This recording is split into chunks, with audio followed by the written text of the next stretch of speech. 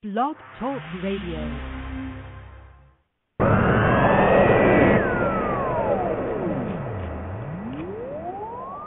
me tell you how we do it. There ain't nothing to it. We're gonna get right to it. You ready? You ready? This is the ProMMANow.com radio network. Tonight, episode 186. Started off a couple years ago. He would call in. He would be our man on the street.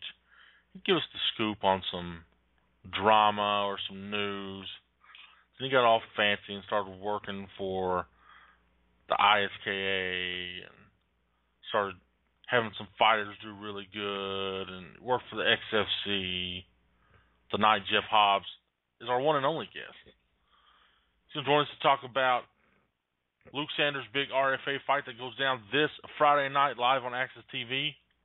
Luke's bantamweight altercation against Derek Minner in South Dakota. And for one, I've been curious about what's going on with the XFC. For anybody new on the inside, some of the things that were going on, it would be Jeff. He worked for them in fighter relations, with media. We often spoke back and forth about different ideas. But that is no more. So we're going to get his take on it, on what's going on with the XFC, where they're headed, what's the state of the union, so to speak. And that's it. Just a quick chat tonight. We have no events this weekend. We got lots that went on last weekend. But if you want to call in, 347-884-9986. We'll shoot the breeze as long as you want to. Join us in the chat room. I already see somebody in there. Sit back, relax on this Tuesday night. It's Bluegrass MMA Live. Now tuned into the motherfucking greatest.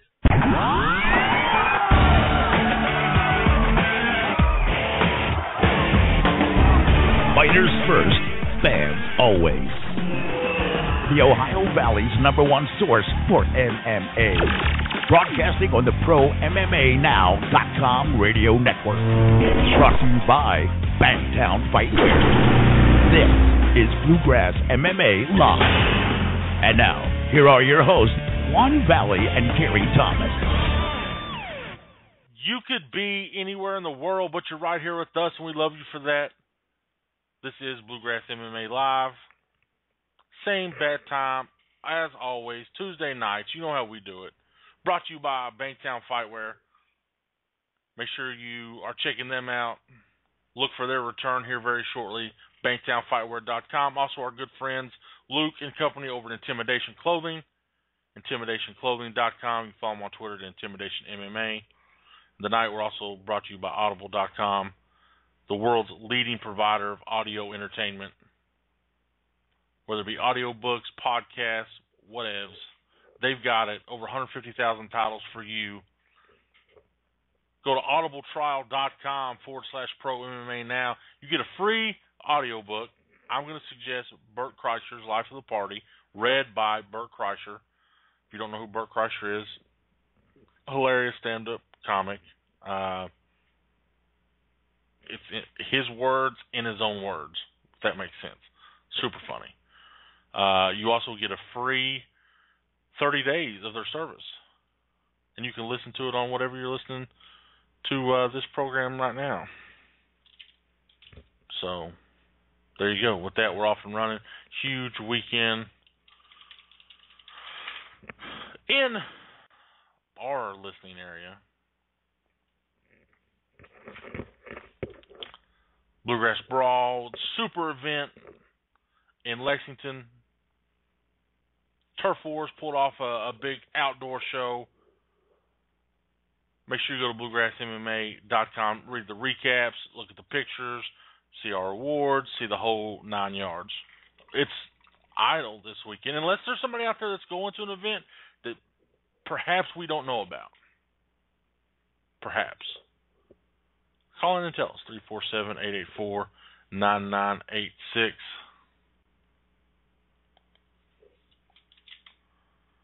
I think one just dropped off.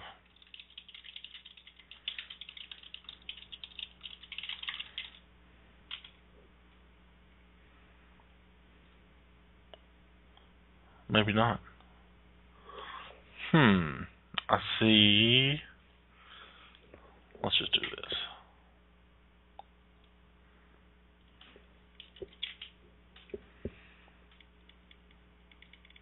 This awkward silence. Not a good way to start. There's Juan. He's back. He's calling Jeff. All right. Good enough. I'm excited for RFA this Friday night, live on Access TV, one of my favorite promotions. I don't know how they're going to keep things together. Everybody they sign, everybody they put on the fucking poster goes to UFC. I have asked Ryan Bevins, who is the guru behind their media, to just put me on a poster. I've asked him a couple things. One, make me a paper champion. Make me the super heavyweight champion, just on paper. And I should get my UFC shot then. Or just put me on a poster, because it just seems that's all it takes. Joey Sanchez was scheduled to fight Matt Manzanares for the flyweight title.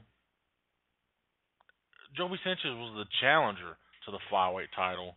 He gets pulled off for the UFC. We saw my friend Alan Joban, who I've got to talk to on a bunch of occasions. Super great guy. Got a $50,000 performance bonus. Just looked amazing. Scott Holtzman just got called up to the UFC. Sky's the limit for him. And I got a feeling that with a win, Friday night, Luke Sanders is on that fast track as well. Luke's cutting weight. Couldn't be with us. He probably could have been with us, but it probably wouldn't have been that good, happy-go-lucky Luke that you're used to. But I got the next best thing. Our man on the street, he's heading to South Dakota on Thursday, but tonight he's here for you, Jeffrey Hobbs. What's up, Jeff? How's it going, guys? What's up, man? You never get to, like, in your travels now with Luke, you've got to go to Wyoming and now South Dakota. You don't get to go any, like, why not Hawaii or, Vegas would even be cool? No, you get some obscure territories where MMA's new and obscure.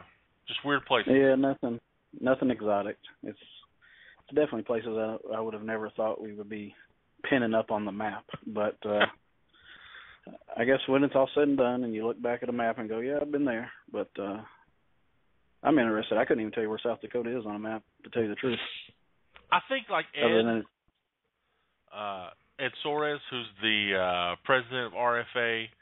Of course, he's the manager and trainer of greats like Lyoto Machida. Oh, he's not trainer; he's manager. Lyoto Machida, Anderson Silva, a lot of guys you know from Black House MMA. Like he just is like, hey, I've never been to South Dakota. He's been everywhere in the world, but let's pick some places maybe he hasn't been and go there.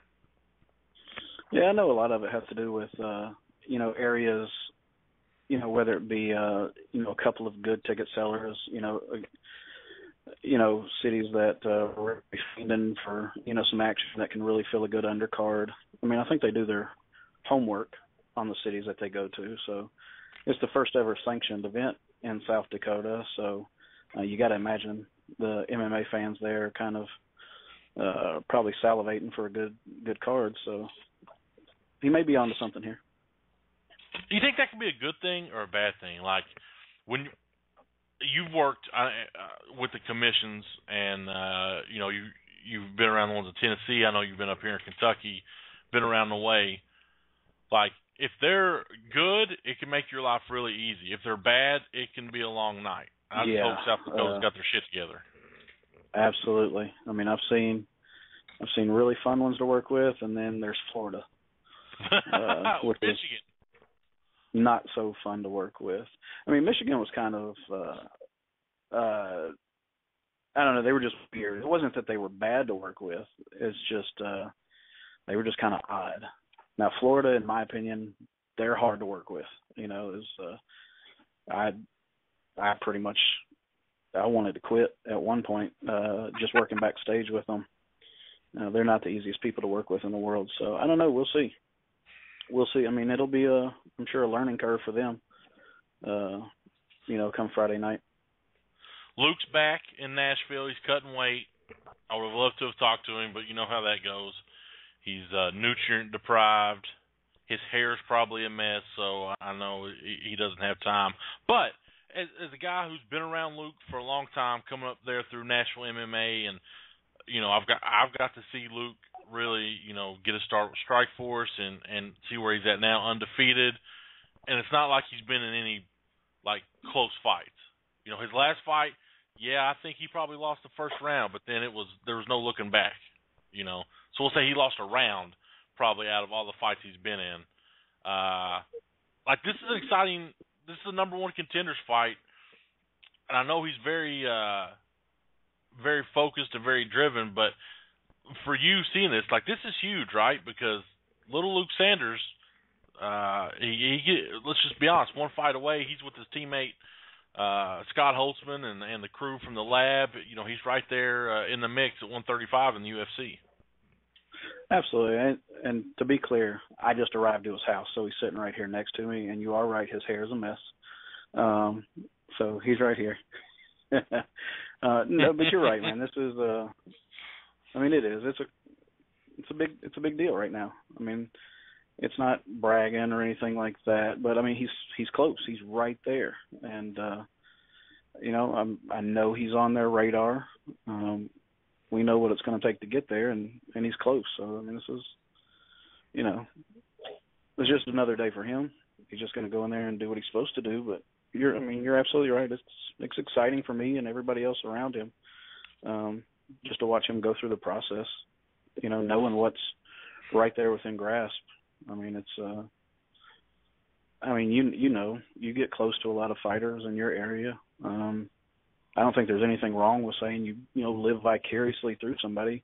It's not a bad thing. It's you're excited for them. You're proud of them. You're excited for them. All of the above. It's an exciting time for everybody around Luke too. So what I like is Luke's never shied away from the fact that that's where he wants to be.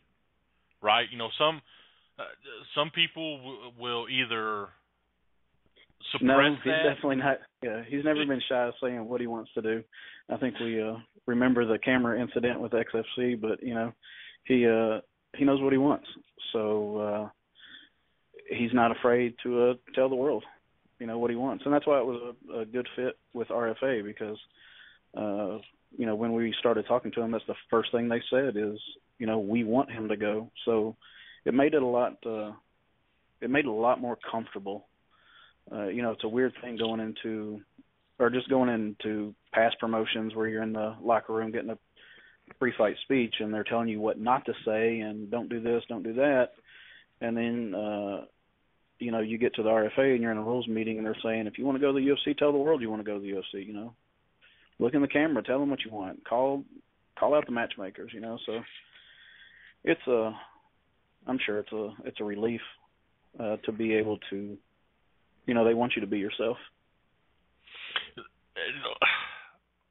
Between Jeff and Gary here, that's got to be hard though, right? Because it was pretty cool when you were getting a couple guys from your promotion going to the UFC, and you were already known as kind of that launching pad. But now they can't keep a division together because everybody's going to the UFC. It's got to be hard. Yeah, I hope there's, I don't know what their setup is. If you win a belt, do you get to keep it or do you have to give it back? I don't know because they've got to be spending on it. If you get to keep them, I'm sure they're spending a lot of money on belts. Because you're right. It's just the way it is right now. They're not even waiting. We're talking week, 2 weeks after people are getting crowned, champions in this promotion. They're gone. A guy that you and I are both very familiar with, Joby Sanchez, he was just on the fucking poster. He hadn't even fought for him yet and got to go to the UFC. Come on now. I think this poster will look good. Me and you, we're going to battle out for, let's just say, the super heavyweight title. You may have to come up and weight a little bit. Right. If they just put us on the poster, I feel like we got a 50-50 shot. Right. Which, a lot of it, I'm sure situations like Joby's, it's being in the right place at the right time. I don't want to say lucky. Somebody had to get injured for him to get that spot, but you're right. That's the name of the game, though, man. That's the exactly. Timing is everything right now.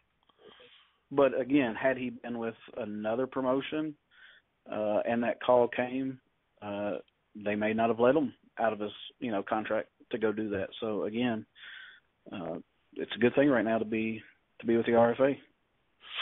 There's only a couple. I know Legacy's got their out clause. He can't go fight for anybody else but the UFC.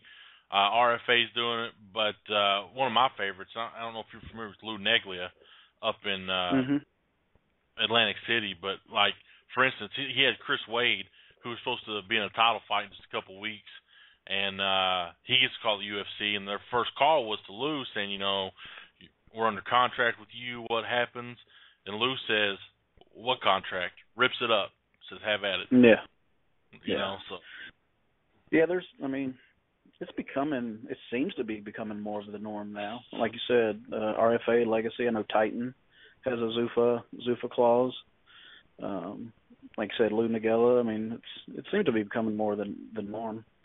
I think everybody's catching on. It's a good thing.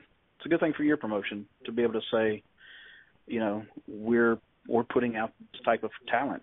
Come here, you're going to get noticed. So I think it's a good thing. It's good for the business. It's good for the industry. Absolutely. I think we've talked off air about, and you've kind of dodged me on so many things, but you've agreed to come on tonight. For those who don't know, Jeff worked with the XFC, and we met back in 2012. Oddly enough, back when Luke fought Zach Sanders in Nashville, and I'm a huge fan. I still am a huge fan of the XFC. Right. Not so much the Brazil stuff. Let's be honest. There's so much MMA here. I can't keep up with what's happening in Kentucky, let alone what's going on in Brazil. But right. But we had I made 5 out of the last 8 XFC events I was at. So and the one that I wasn't at, Juan was there. So we were huge fans of the product, huge fans of the fighters. Scott Holtzman, who was the lightweight champions down in the UFC. Joey Sanchez, who we were talking about, was part of one of the first flyweight fights ever. We saw Stephanie Eggink in Louisville get a big win. Now she's going to fight for the Invicta title. But let's be honest, man. What everybody wants to know is it's been fucking December 13th when they were in Michigan since we've heard anything. And there were some rumors that there was a show that was going to happen. We had John Prisco on just a couple months ago to talk about, some of the things that were in the work. Actually, a couple fights had been announced. But then it went south, and John, who has alluded to some stuff on Facebook, he hasn't come out and said in time. He'll let everybody know. But so just to be clear, you don't work for them anymore, right? No, I don't. I don't. I guess you would probably say effective August 1st, I guess, technically. But no, I don't. But, let's not, to say that I'm not employed or that I don't receive a check from the XFC is a lot different than saying, though, I'm still very close to, John and, haven't talked to her, but sent Heather a happy birthday. It's Heather's birthday, so everybody say happy birthday to Heather.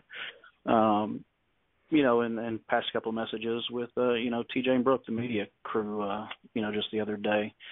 There's a big difference between the XFC, what they are right now, and the XFC, the people that you knew or that It's two different things, really. I think I'm not going out on a limb here saying you say you're a big XFC fan. If you really think about it, you're probably, I'm sure you're a fan, but you're probably as much of a fan, if not more, of the people that were running it. Is that fair to say? Oh, absolutely. You enjoyed, absolutely. you enjoyed John and Heather and TJ. To me, and you on occasion. Not me on occasion. To me, that's the XFC. That's just so. But no, I don't work for them anymore. So for just to kind of give a backstory, you came on when? Late 2012? Like you'd work for like in a night by night capacity, right? Because they did a big tour of Tennessee. Most of 2012 was spent in Tennessee, Nashville twice, Knoxville. They were in Jackson. So, you know, they had a big part of what was happening. You know, they did a show in Charlotte as well. But at that time when I started, just to give some of my background, you know, we had a couple fighters from here. We had one fighter from here that fought Scott Holtzman in their pro debut, right? So Brandon Damascus came down in February, and I was interested in that fight, and I'd heard about the XFC. I knew about Jamie Varner and Ovid St. Preux and stuff, and they had done a show here in Kentucky, all amateur back in the day, like XFC 3, right? Right. But so I got to know him, came down from Nashville, and I instantly, you know, I had dinner with John, TJ,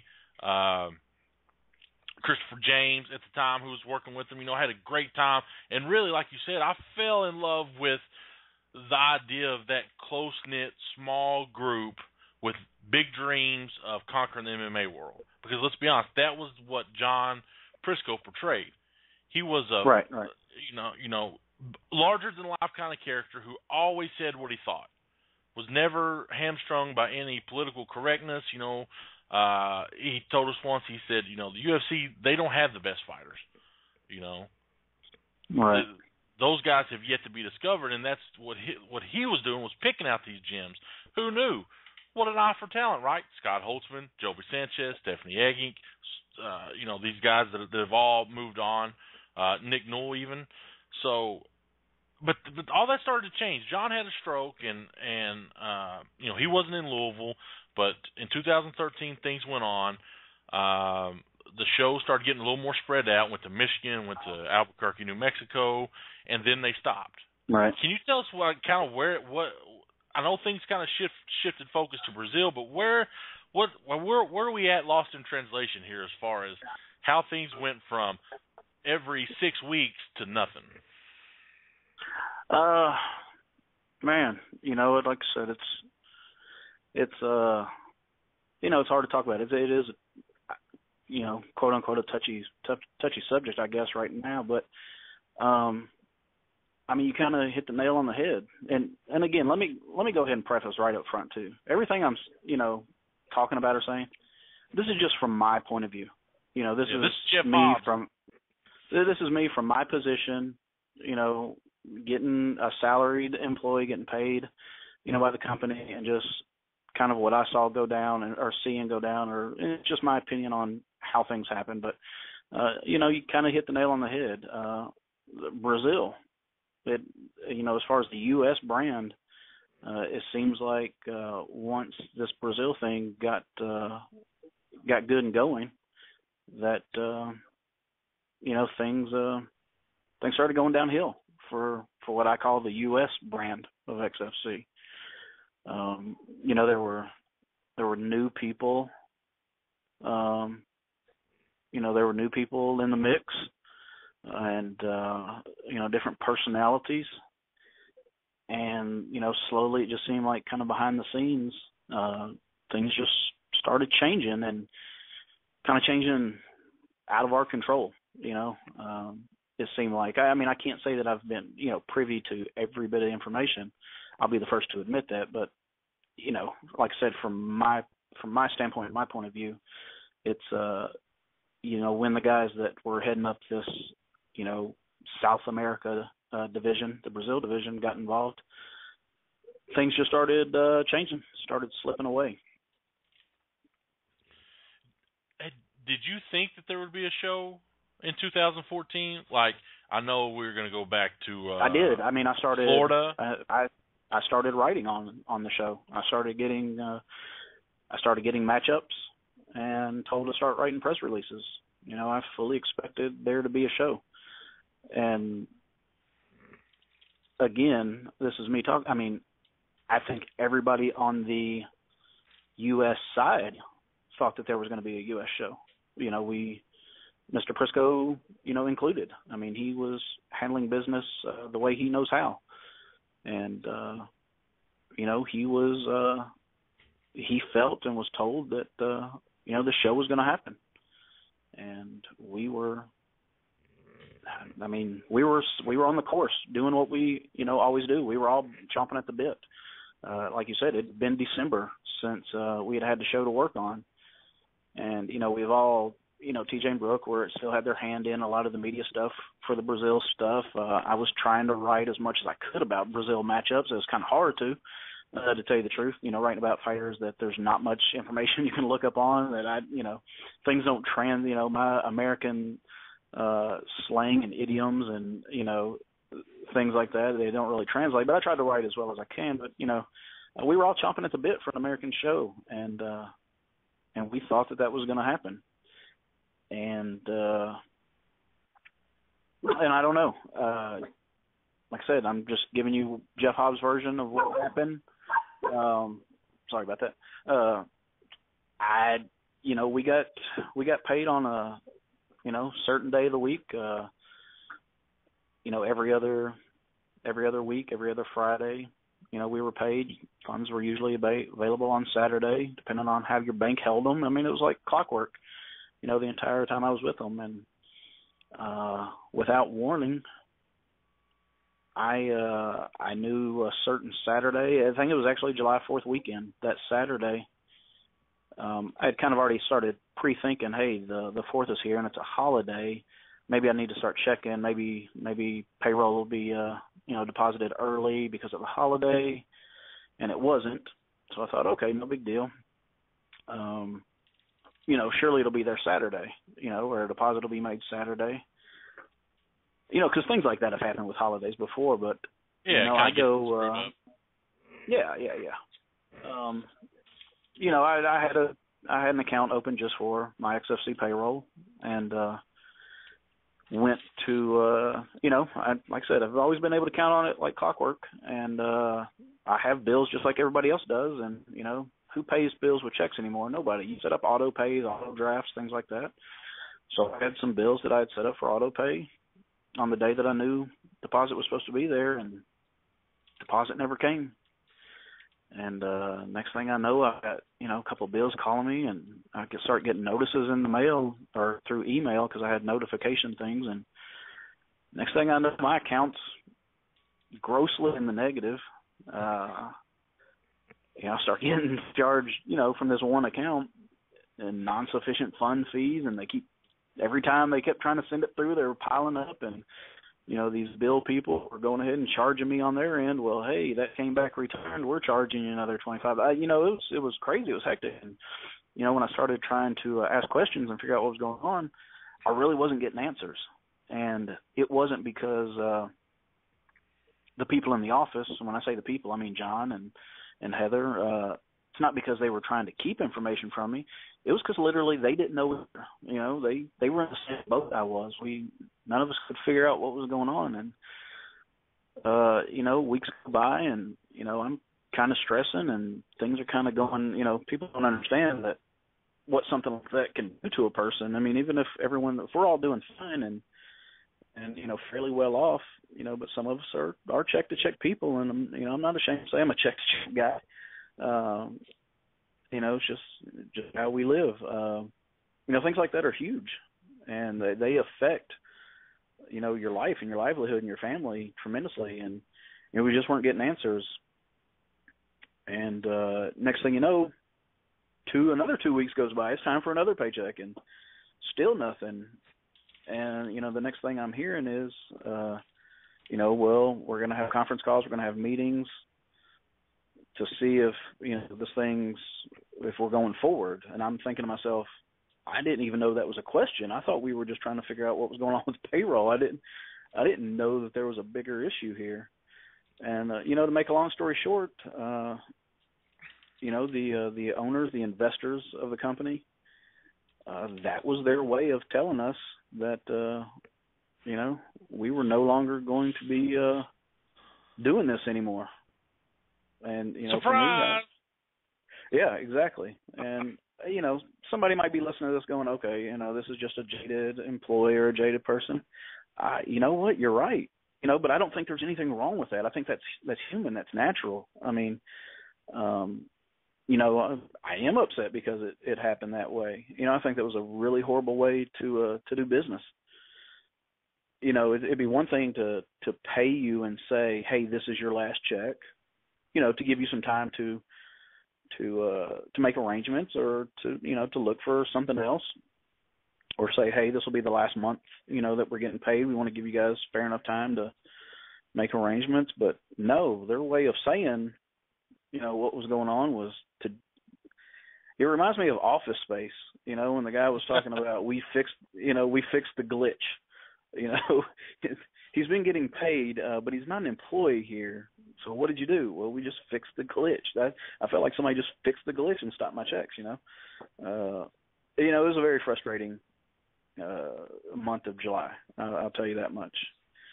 And was there any real explanation? I mean, any we're gonna focus all on Brazil because and TJ and Brooke, good friends of both of us here. There's a group where they say that the XFC may be coming back to North America. So was there any talk of that? And and I know you don't know everything. No, not at, is no, John Prisco? But I mean, I can still going to work for him? I can't vouch on what his his status is with the company. I mean, John was the founder. I mean, I'm sure he has a status with the company that has to be dealt with a little more detailed than just saying you're out or you're gone. I don't know. I can't talk about what his situation is with the company because I don't know the details of that. But I can say at the time that all this non-payment stuff was going on, and no, there was no indications at that point that any future U.S. shows were going on. From everything that I had seen or read or emails that I had been CC'd on, it just pretty much looked like these two guys that were running up the Brazil faction had pretty much just talked the owners / investors, whatever you want to call them, into basically dumping the U.S. side of it and investing all their resources in Brazil. That's just it. That's pretty much, like I said, this is Jeff Hobbs' opinion. This is Jeff Hobbs' point of view. That's what ended up happening was, you've got Mr. Prisco on our side trying to keep this thing going, trying to get a U.S. show booked for this year, trying to keep these fighters that we have under contract, happy, trying to keep them busy, trying to give them an avenue to compete. And it just seems like behind the scenes, there was a lot of maneuvering going on, a lot of maybe some backstab and maybe some cutthroat. I don't know what you want to call it, but it seemed like there were some things going on behind the scenes that he didn't know about, that led the investors to make this decision that it was no longer in their best interest to keep the U.S. side open. Now, if you're telling me now that there's things being posted up about future U.S. shows, that'll even make you wonder even more what their agenda was. And I think I met, I want to say Myron once. I think he was in Louisville. Met him, so I've met the other guys, but I can't. Like, I'm so dead confident I could call John Prisco any time of the day and we could talk for hours. Absolutely. Right? I mean, that's the kind of, and I've never shied away about bias or anything like that. I'm a John Prisco fan. Not just professionally, but we've had talks outside of the MMA world. As far as interviews and at shows, we've talked, we've texted, we've kept up with each other. So I have that. But there's a second side of this that I think is important to bring out too. Is not only you guys didn't get paid for a month, and now you don't have a job there. But there's fighters, Stephanie Egging, for instance. Now, she's been released, and she has a fight coming up, but she'd been froze out since she had fought in New Mexico. Scott Holtzman took a fight in Virginia. He was allowed to do that in Virginia but he'd had one fight since the time that, of his last fight there in Nashville, which was in October, right? Mm-hmm. Nate Landwehr has had one fight since then. There's guys that are XFC mainstays. Eric Reynolds comes to mind. And of course, and it's funny if you think about this, the writing on the wall when we had Luis Sapo Santos on every fucking card for so long, and Davison Rivero was on every, like, you could see that Brazilian integration going there, and who would have known that that's what happened? But we've got some victims, and I'll call them victims, athletes who've not had a chance to fight, get signed. Absolutely. You said it. I mean, again, this is not me talking. This is you saying this. You as a media person. That's what I'm saying, though. You as a media person, which is really an outsider looking in, you see now that you're seeing where they're at, or I say we, but I guess it's not we anymore, but where they're at right now. You look back now at things that were going on. You see the agenda now, on what was going on, and you're right. One of the hardest things for me, from my point of view and my position, I was in quote unquote fighter relations. I had relationships with all these fighters. I worked with them backstage. I called them for interviews. My friendship with Scott Holtzman is no secret. I've known Scott for a long time. We have conversations all the time. I got really close with Courtney Casey. She's a great girl. We stayed in touch. To see these fighters on Facebook for this long asking publicly what's going on, I don't have fights. I'm not, getting calls back. I'm not getting return calls. That's hard. That's hard stuff to look at and read. And again, I'm not talking for Mr. Prisco. I'm not saying the last thing I want to do is speak for him. But again, it's over now for me. Everything's all said and done. I'm friends with John Prisco. I love that man to death. I know from my personal conversations, he hated not being able to tell these people what was going on, and I understand his position. Everybody just sees John as he's the one that's out there. He's the voice. He's the face. He's it's his company. But just like Dana White, the Fertittas are really the ones that John has people he had to answer to. He has investors. He has owners. His hands were tied. Which is why he fought so hard for this fall show. It was hard. You're right. This whole thing has kind of gone down this way. There were victims. That's the only way you can look at it. These guys were having to come and ask for fights outside of the company. Some were given, some weren't. And not that I think that the details necessarily matter, but I know of one in particular. Because of what we were trying to do on the fall show and kind of set up some matchups and title fights and things like that, there were fighters that were denied other fights based on the fact that they were supposed to be fighting in the fall for number one contenderships and titles and things like that. So those opportunities went by the wayside, and those fighters had every right to be upset about it. And again, I'm sure to just the average person looking, everyone wants to say, Mr. Prisco this, Mr. Prisco that. I just hope people understand, he wasn't the one pulling the strings here. His hands were tied too about, what was going on higher up. And not necessarily what was just going on higher up, but what was going on behind his back. He was fighting. I'm sure he's still fighting. I don't know what's going on right now, but I'm going to read this. This is from John Prisco, and this is an open status on Facebook. He says, I'm going to be letting everyone know exactly what is going on with the promotion XFC. To the fighters and fans, you will know shortly, and I promise I will be 100% honest Side note, I've never known the man to lie, even if it's going to not be a popular opinion. But I was 100% honest in my assessment. More information coming shortly. The fighters and fans as well as media will be aware of what the future holds for the company very soon. And, of course, there's people asking questions and stuff. And he leaves it with, it all started about 1.5 years ago when two guys walked into my office.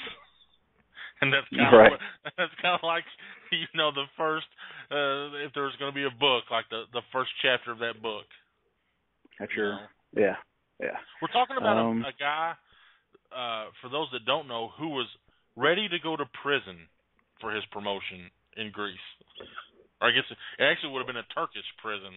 So that was that guy. He was about he could have left. But he was hoping things would get resolved. Almost went to prison. Almost got locked up in foreign lands for the XFC. Yeah, no, absolutely. You're 100% right. And the guy knew the business. He knows the business. You just went through the roster, a second ago. If you look at it now, like you said, with Sanchez, Holtzman, Egg, I know Kershane has gotten offered. I mean, people can say what they want about, the XFC shows or the XFC rosters. Look at where that bulk of, he always said we're looking for the next generation of superstars. Well, now if we're over, these guys are going places. Well, obviously he was right. These are the next generation of superstars. He was finding them. He was getting them. The man knows what he's doing. And, again, with, what he alluded to, the men walking into his office 1.5 years ago, the guys on this Brazil side who have now seemed to have infiltrated, on this side, again, this is just Jeff's opinion. They're not MMA guys. John Prisco's an MMA guy. They're not MMA guys. They don't know this industry. They don't know this business. So I don't know. I don't know what's going to happen. I really don't. How many businessmen have you seen come into this sport of ours that were just strictly businessmen, didn't know much about the sport, and lose it all? I've seen a lot come in. It happens all the time. Happens all the time, man. You can't. You got to be in it. But I've seen a lot go out. Yeah, but I've seen a lot. Yeah, they come in and they go out. And think about how long Mr. Prisco was doing this with the XFC. The guy knew MMA. He knew fighters. That's why these guys now are getting signed to other places. I'm not going to lie. Yeah, things are going great in Brazil from what everyone can see. The setup in Brazil right now, I mean, a monkey could be successful right now running the show down there. And that's just my opinion because there was a demand. Yeah, there was a demand, though. And they, and the TV deal that they got down there, I mean, let's not get it twisted. The TV station in there is running the show, not the two guys. I mean, when you've got the equivalent, Hedgie TV down there, which the shows are running on, is the equivalent to like ABC or NBC here, free TV, major network. So when you've got them at the helm, they're the ones going out and getting Snickers, major sponsors. Can you imagine if a U.S. show had those kind of sponsors? I mean, so the promotion is running itself down there. I mean, come on, let's get real. But these guys think that the success that's going on down there, I guess they think that they can duplicate up here, but up here that's not going to cut it. You got to know your MMA up here to do it, and I just don't know that's going to happen if that's what their plans are to do. I've familiarized myself somewhat with Brazilian MMA, and I like the XFC. You're right; they're on free TV. And that's for people that don't know. It's like if you had a bunny ears, you can get Hedgie TV. Now, if you want to watch the UFC, you're probably going to have to pay for cable, right? So, like we have cable here, you're going to have that to watch UFC. And so not everybody gets that exposure to the UFC, but they get it through Hedgie TV. Do not underestimate the biggest promotion, probably even above the UFC, in in Brazil, and that's Waleed Ismail, who's a straight gangster in jungle fight. He's been doing it since like 2003, and they wreck shop down there. So that's where Renan Barão come from. I mean, that's where so many of your big UFC stars now have come from, and they're doing big things. So the XFC has their space in the market, but they're by far not the biggest product there right now. Like I said, it's an unfortunate situation all around. I don't know. Like I said, I don't know what's going on behind the scenes now, but I don't know. I would still say that somebody somewhere, and I don't mean John, I mean someone else, someone higher up, has I think they owe, somebody, whether it be fighters, the American fans, the fans that follow the XFC, some sort of explanation, on what happened, what's going on. But I don't know that you're going to get it. It's just an unfortunate situation. Well, that's the biggest issue right now is, if they do come back, put on shows, that's great. But let's be real. How are you going to get that back? You can't get that back. This sport's an everyday, every week sport. You're not going to be able to get that fan base back. Your big fighters have already moved on. You're back into that rebuilding stage, right? Yeah, you've got your name. You're not on Access TV anymore, and I think that was probably a painful split, because Access they were the longest running promotion on Access TV. They started on HDNet. But then again, you've got words like your opinions that are coming from you, and if you start getting some of these fighters rumbling around, the supply and demand, it used to be the supply of fighters was greater than the supply of shows. Now it's almost the opposite. You can fight just about anywhere, anytime, on a Friday, Saturday night, anywhere in the country. It's there. Right. You can do it. Right. So how are you going to make yourself special? It's going to be tough, man. And I hate that they've fucked everybody over, but I don't know that how successful they can be in rebuilding that. Let me ask you this: if you had to do it all over again, would you do it? Yeah, with the group of people that I worked with, absolutely. Absolutely. If John Prisco called me tomorrow and said, "Hey, I've got a new promotion," that's all he'd have to say. I mean, I'd do it again, all over again with the same group of people. But with the new group of people, no, absolutely not. And come on. I mean, during this whole process, I was, I've been told, hey, don't get too crazy, don't burn a bridge, things like that. You never know what's going to happen. If we come back around, you may want to stay and this and that. And I'm like, well, hell no. I mean, if these people, well, I mean, seriously, I mean, trust me, there's not much I won't do for money, but come on. I mean, I still have, morals and ethics. And at the end of the day, why in the world would I want to work for these people that, did this and didn't care, didn't have any compassion, didn't care that, financially what they had done. And let me get this straight too. I don't want to leave this open-ended. I finally did get those 2 paychecks. They did, end up making that right. But all the other stuff that came along with it, the insufficient funds, the return stuff, everything that went along with it, though, I never got that back. And the damage that done to me during the month of July, I never recovered that from. But why would I want to go back and work for those people that were so just laxed with doing that to a human being? With just, we don't care that we didn't pay you.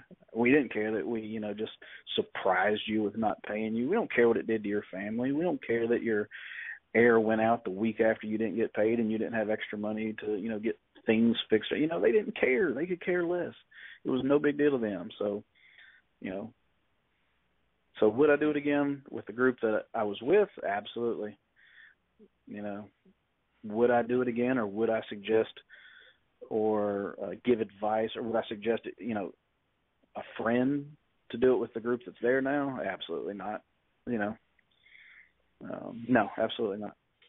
Would you work for another promotion if there was, because I know you've got into more of being a judge and an official, and you've been busy with that and taking that very serious. Would you ever get back into bed with a promotion, so to say? Yeah, absolutely. I mean, I love writing. I enjoy writing. I love writing. I like telling a story. Painting a picture with words. I mean, I enjoy stuff like that. I would love to, to still continue to do that. But, I just don't know if those opportunities are out there. I mean, that was one thing the XFC was great at was, they were a social media presence. They were a web presence. It was something that they valued a lot. And I just don't know that other promotions right now value that aspect of it as much as they did. So, I don't know if the demand is there for it. Like I said, I love RFA to death. I'm having a great time working with them, through Luke. But, I don't think it's a bad thing or mean or malicious to say, I don't think that, they put their resources other places other than, necessarily press releases and writing and keeping websites, up to date. I just think their focus is, other places, which is, the fighters, the talent, getting the best guys, to put on the best show, to keep the UFC full of new talent. And they do a wonderful job at that. But, my point is I just don't think, I don't think the demand is there. I don't think that aspect is as important to other promotions as it was the XFC. But I would love to, But you're right. I'm getting more of a role here in Tennessee with, judging. Actually started working with the ISKA a lot and actually being a rep for ISKA shows here.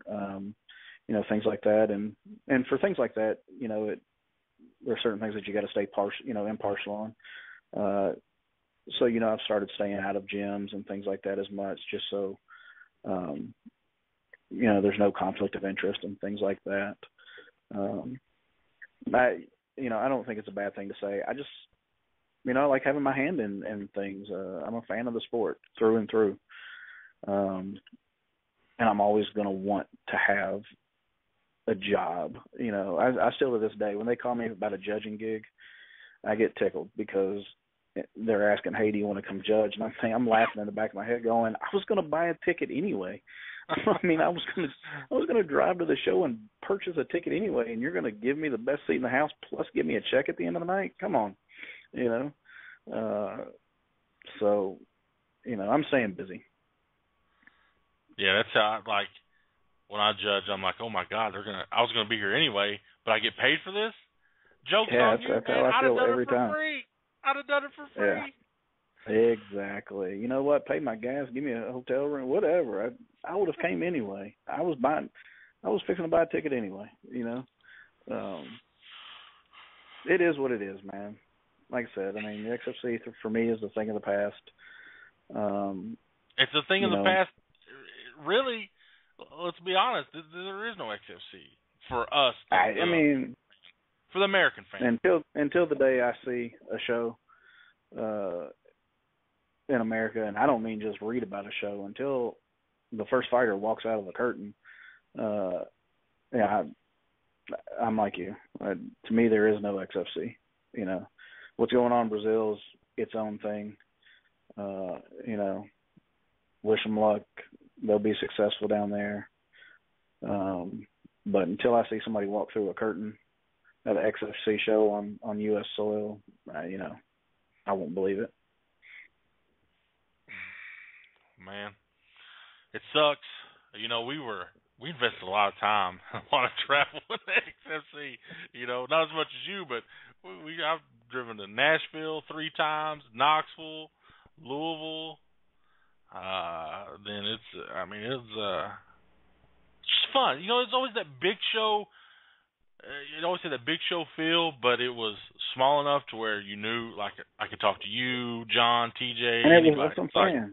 It was the people. It was the people. People don't realize. I mean, as far as show night, 1, 2, 3, 4, 5, 6, maybe. I mean, there was 6 to 7 people running that whole thing, man. That's it. But they ran it with like a well-oiled machine, dude. I mean, everyone had their job. They were good at their job. They know what their job is. They worked well together. They could count on the other person to do their job. An entire show run by 6 people, man. I mean, it was, and like you said, it was family. It was, that's what it was, man. It was family. So you don't have to tell me. It was a good time. In Louisville, Jeff was he was the fight coordinator, right? He got everybody on deck, ready to go. Let them know their fight's coming up, warm up, whatever, get ready to go. The locker rooms were on a different floor than the actual event, so he was running up steps, going up and down the elevator. So I'm saying you had a choice: elevator or 2 flights of stairs to get people. And that's not the probably half a mile walk across that hangar bay from the elevator to backstage. It was a logistical nightmare is what it was. I mean, because I always take a change of clothes and everything. When I saw the layout, I said, screw it. I kept my shorts, tennis shoes on because I knew I was going to be running. And I started using the elevator first, but that thing moved so slow. I was like, I can't even do this. We got to use the stairs, So I'm having to hump it up 2 flights of stairs, for every fight, for every corner, for every bout. It was a mess, man. I was drenched by the end of that show. And if I could have, I guess it's safe to tell the story. If I could have a picture just of Jeff Hobbs' face when Felice Herrig tried to get into the back and the commission would not allow her back there, the fit that she threw and the back and forth that happened right in front of me and Hobbs, it was she so was a awkward. mess, wasn't she? She was a mess. I'm not saying she was drunk, but I'm going to say she had an adult beverage or two, and she was not having it. The standoff between her and the commission was priceless. It was priceless, but yet so awkward. It was awkward, man. I was like, what do you do here? And I remember, that was the first show that John wasn't able to attend, and trying to retell the story to him and get him to understand what was, what a mess that was. Oh, God, it was awesome. It was priceless. Oh, it was priceless, man. And now, XFC vet Felice Herrig going to be on The Ultimate Fighter. Historic season. Heather Jo Clark. Angela Hill, who was signed but never had a fight, I don't think, at XFC. No, it didn't. So I'm saying, man, I don't care. I mean, it's not going to be the same. Even if they do redo show, it's not going to be the same. It's not going to be the same chemistry. It's not going to be the same feel. And I dare say that those guys aren't going to be able to find the same talent that Mr. Briscoe was. Oh, no. Prisco told me, and I think I told Scott this on Thursday night. I interviewed John after Eric Reynolds' main event fight in Knoxville. Right? Scott beat Chris Coggins that night. And we're recapping the fights, and I said, what about Scott Holtzman? Big win tonight, looked very intense. He said, I'm telling you right now, Scott Holtzman will be world champion. He didn't say XFC champion. He said world champion. And I believe he's probably going to be right. I hope so, man. I hope so. I'm proud of that dude, man. I'm proud of all these guys. If you think about what Tennessee's got right now, we talked about it the other day, and I tweeted it the other day. If the UFC does not come to Tennessee, whether it be Nashville or wherever, now they're silly. It makes sense now. If you really look at the landscape of MMA, when you talk about Mike Powell is from Tennessee. You got Ovens. You got Holtzman now. I'm telling you, Luke is there. He's on his way. I mean, it makes sense now when you can have that many local draws. Why would you not come and at least do a fight night or something here? and take advantage of all this talent in the state right now. And let's be honest, Tennessee needs the revenue, cats. They and need that's the money. the other thing, I can't really say when it's happened in the past, but I mean, I'm wanting to say the UFC has kind of done that in the past before. If like a state was needing help or something like that. But I mean, why would you not? I mean, the state needs help. The athletic commission needs help if we want to keep things the way they are here. And what better to help send things over the edge than to have that revenue from a UFC show in the state again.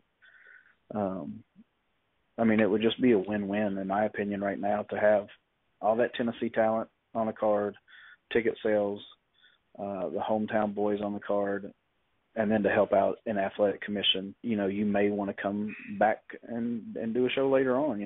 Think of the long run.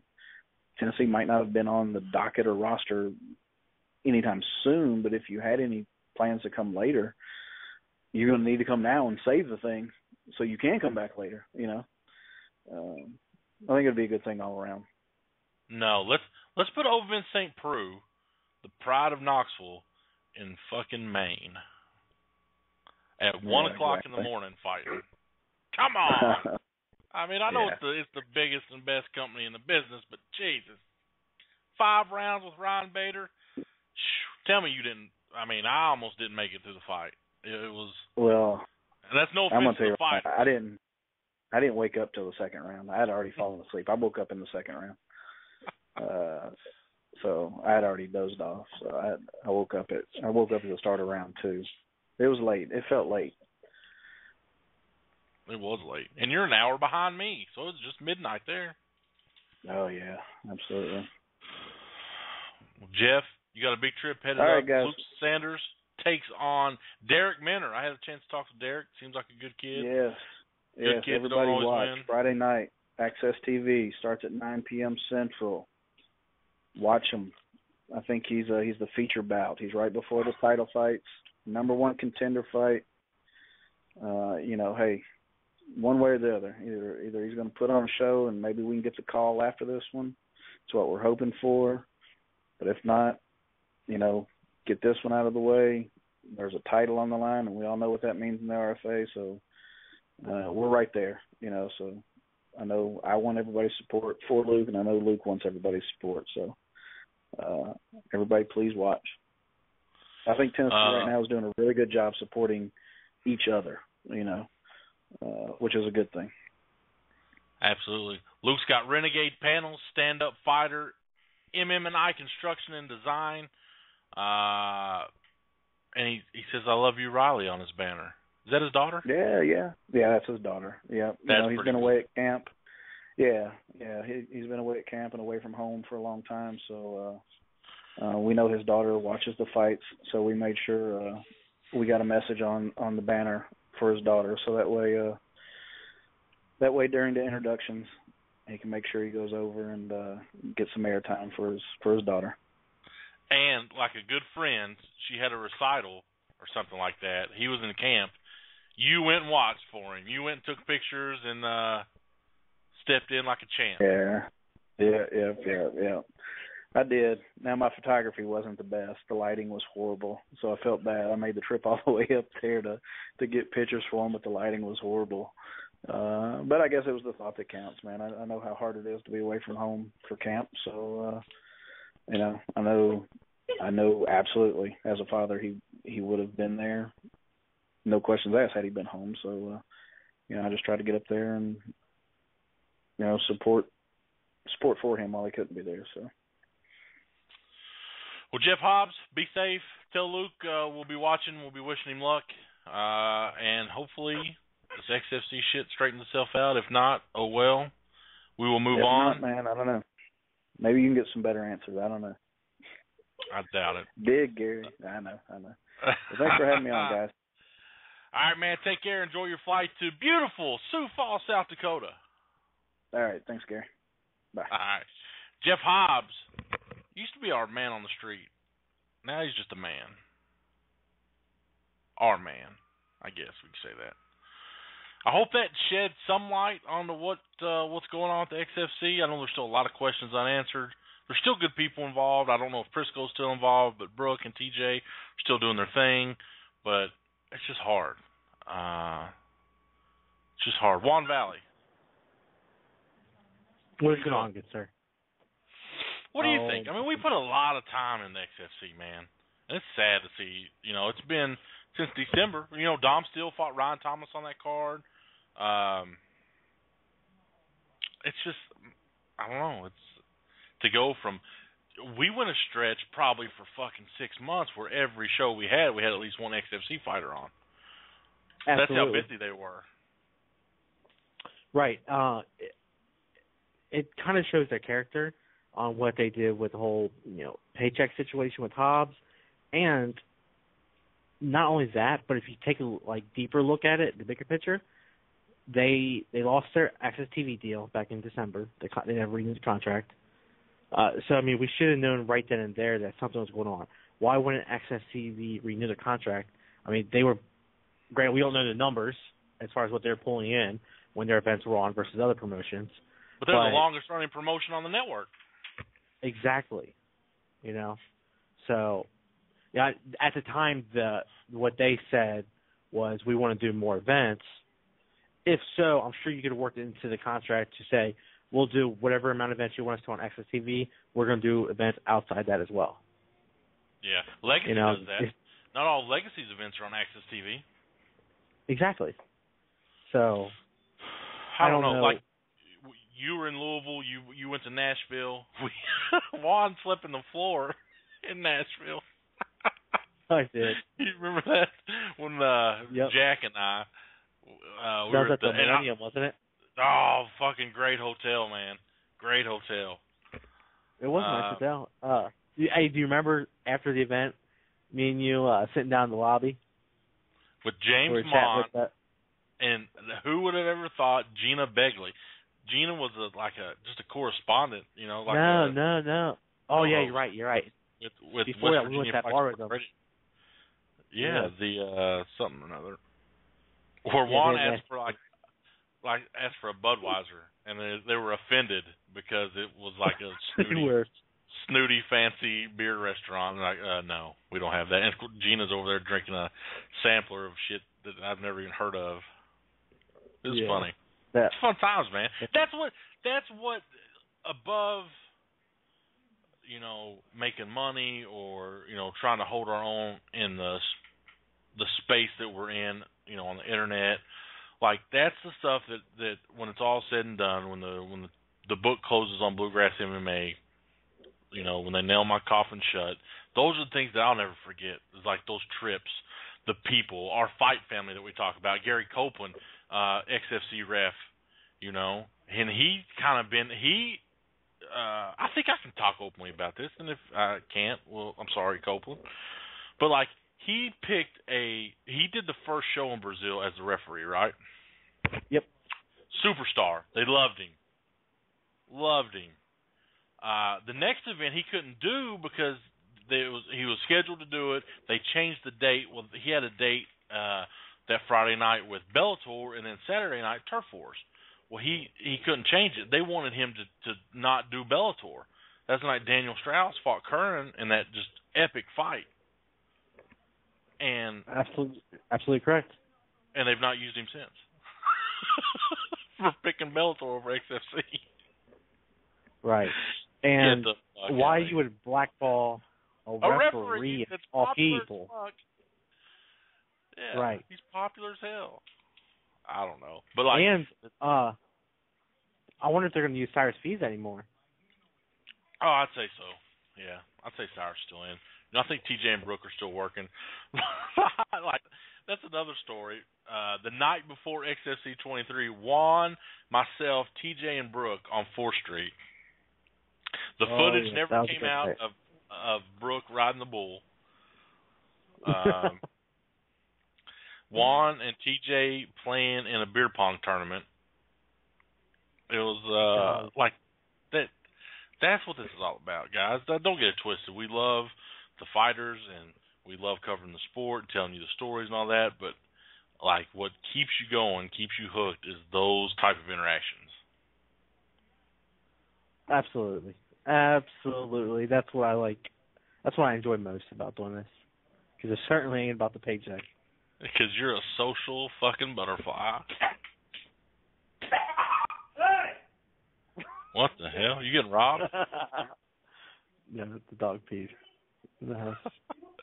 Chico peed in the floor? No, the new dog. Oh, you got a new dog? You didn't tell me you got a new dog. Yeah, another pet. Oh. So, yeah, this one's a baby. Chico, our the 2-year-old pet, is probably the greatest dog ever. Yes, that's right. A pit bull can be great for all you non-pit bull fans out there. He's very excitable, very loving, but he's strong as fuck. Like, Brian Furby has 2 pit bulls, and they fucking love me, but they're just too strong. Like, they want to lick on me and jump up and paw at me. I'm like, damn, you been hitting the weights? What's going on here? Hitting the weight sucking? Oh, man. So, what do you think is going to happen with the XFC? Do you think they're ever going to come back to America? I think they'll try. I really do. I think they'll try to run, maybe. But I just don't think they're going to find success. And I mean, I'm of the two of us, I'm usually the pessimistic one. But I just think you can't. Like, I think Invicta will have a hard time picking up a little steam at first until they settle back into a more regular routine, because they've been out of sight and out of mind for a long time. Let's be honest. How many people are talking about this upcoming Invicta card? Nobody. They're talking about Tough 20. All the Invicta fighters, you know? Yeah, right. It's, you have to stay top of mind. You always have to be putting shows on a regular basis. Not every week, not every month, but a somewhat regular basis. And the fact that Invicta nor XFC has done it, you know, just goes to show that they might not be successful when they return. Yeah. And in XFC's case, if they ever return, which if they do, I imagine they're going to return to Tampa Bay, where XFC was born. They're going to do a show there, which they might be, you know, marginally successful because that's where they're from. Probably put some local fighters on, but I don't really see them, unless they can get another TV deal, I don't see them getting as big as they were. They won't be able to get out of that spot. You know, there'll be a regional promotion. Right, because there's too many promotions now. You know, back when they first started, they were kind of, not to say a pioneer, but there weren't as many, so they were able to grow faster. Get that right. They got in hot. Yeah. Right. They got in a good time. So, I don't know, man. I wish them the best of luck. I really do. You know, I still, like I said, love TJ and Brooke and Cyrus and that crew. But like, if they said you have to pick between these new guys or John Prisco, where your loyalties will lie, I'm gonna go with John Prisco 8 days out of the week. He's just been too good to me, man. Too good.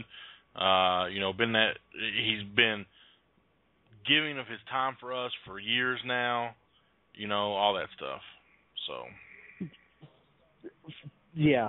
If you were to be asked that question now, given what you know, you don't know the dealings between TJ, Brooke, and John, or whoever else with the company. You don't know what their day-to-day relationship was. Maybe it wasn't as good as it seemed to us. Maybe there was turmoil to begin with, so that's why the decision was made that they did make. I mean, we don't know the whole story. Yeah, you know, like, your inner circle has to be airtight. And I think that inner circle that they had was great. I don't think there was much turmoil at all. But when you start adding people and adding, you know, different ideas and, like, having a difference of opinions,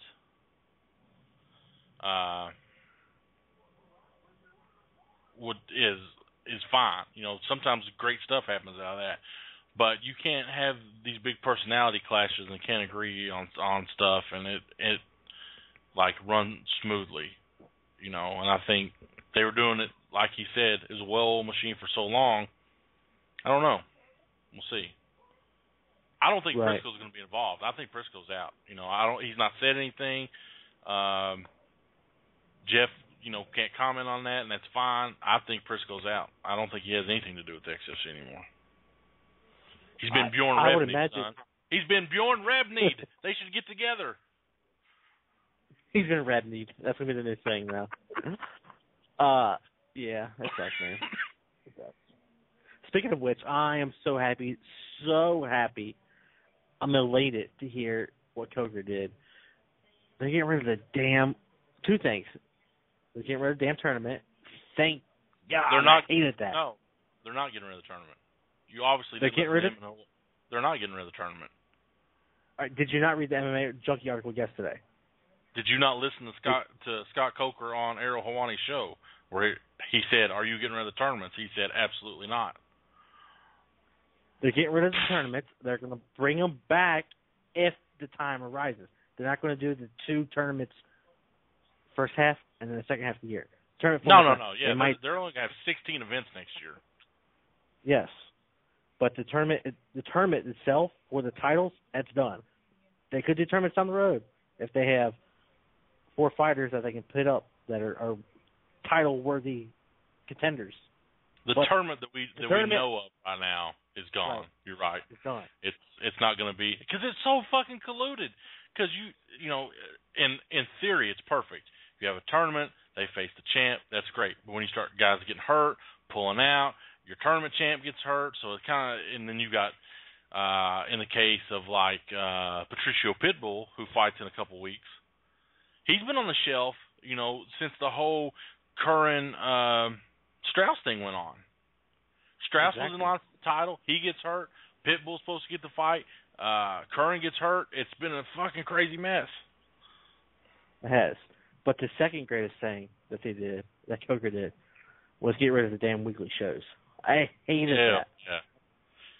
And he hit the nail on the head. He says you can't promote a live show doing it every week. You can't. And they didn't promote it for shit. We did. I don't know. I still don't know who the fuck's fighting in Bellator. But I think that will change. Coker's always been media friendly. Rebney was media friendly too, but their storytelling was not there. Strikeforce in its prime, pre-Zuffa, give me that any day of the week. Loved it. Loved the fights. Loved the fighters. Loved what they were doing. It was good. I did. I thoroughly enjoyed it. You're absolutely right. I put Strikeforce over Pride any day of the week. I don't know. Granted, I like that Japanese style fighting. So you liked the rigged fights. Let's just put it out there. You liked the works. You liked them being roided up with no rules. No, I like the production value of Pride. It was pretty cool. I hated the boxing ring. I hated that. So that was dumb. But I like the production value that Pride put into it. And freaking for crying out loud, one of their fight posters featured sperm on it. I mean, come on, how awesome is that? Did it really? I didn't know that. Yeah. Google all their fight posters were fucking weird. But that's the culture over there in Japan. But it's just fucking weird. But I thought that was cool because it's unique. We're not used to it here in America. Something completely different. I like that. Whereas, here we're used to putting the fighters on the fight poster, promoting the fighters, which obviously works. But they took a different approach to it. And I just thought that was pretty unique. Let me ask you this. Now that we're down the XFC, let's look at the Access TV brands. MFC up in Canada, one of the longest running promotions in the world. They've been doing it forever. They just don't do shows very often. They're being ravaged by the UFC. Anthony Burchak's out. He's in the UFC. We saw Anthony Hamilton, their heavyweight champ, go to the UFC. They've got the World Series of Fighting, picking them apart up there. Like, for them to stay afloat is going to be hard. RFA, to develop the talent, they have no talent development because they can't do it without them getting picked up, right? So It's hard to say, like, is there a face of the RFA? No, because they can't keep fighters from show to show. It's hard. You've got Legacy; they're getting their guys. They've actually hit a point where guys have left to go to the UFC, washed out, and are now back in Legacy. I feel like that middle, that of course, you've got Bellator and the UFC. Then you've got those guys. It's hard for them to like be. You almost want to think of like our local promotions that are doing a really good job, not on those like stadium scales, but you look at Turf Wars, their outside show, huge. You look at Bluegrass Brawl on Saturday night, their biggest crowd to date. Fight Lab from North Carolina, they go to Cherokee to a casino, and they fill it up. You know what I'm saying? Like, they're being successful in their own realm, and it's probably paying off for them. You know, they're not Absolutely. making millions of dollars, but they're being sustainable to go from show to show. Their fan base is there, that audience is there, their group of fighters is there, and you know, they don't have where it's so localized. It's not like they're going to come in and take 5 of those fighters from Turf Wars card Saturday night and say, all right, we're going to sign you to the UFC. If one in 10 years gets that opportunity, that's big for them. You know, like Gladiators of the Cage, they had Chris Dempsey. That's huge for them. That's not going to be a promotion that they're going to come back to, you know, on the regular to take people from. Whereas the RFA is, MFC's been, Legacy has been, you know, it boils down to they're going to be a more glamorized local event. Right, and that still works. It's kind of like I guess the best example would be baseball. They're like the, single A, the local that we're used to, that we cover on BluegrassMMA. That's what they are. They're like a single A team. And then you have your bigger organizations, that would be the double, and then you get the triple A, which might be like the Access TV promotions. And then you have major leagues, which obviously is Bellator and UFC. So, I mean, even in baseball, you're from your single to triple A's, they're all enough to sustain themselves on a show-to-show, game-to-game basis. So, yeah, I mean, the system works. It's not going to die down anytime soon. It's just where do you fall within that level, and are you happy with being in that level? Yeah, you know, but it's not like you have to be in that system, right? It's not like we could start our own Major League Baseball company and try to get some teams together and do that, and I expect to be Major League expect to be Cincinnati Reds or the New York Yankees in 2 years, which I feel like a lot of times promoters want that. They want to go from single A to the big leagues themselves as a company in no time.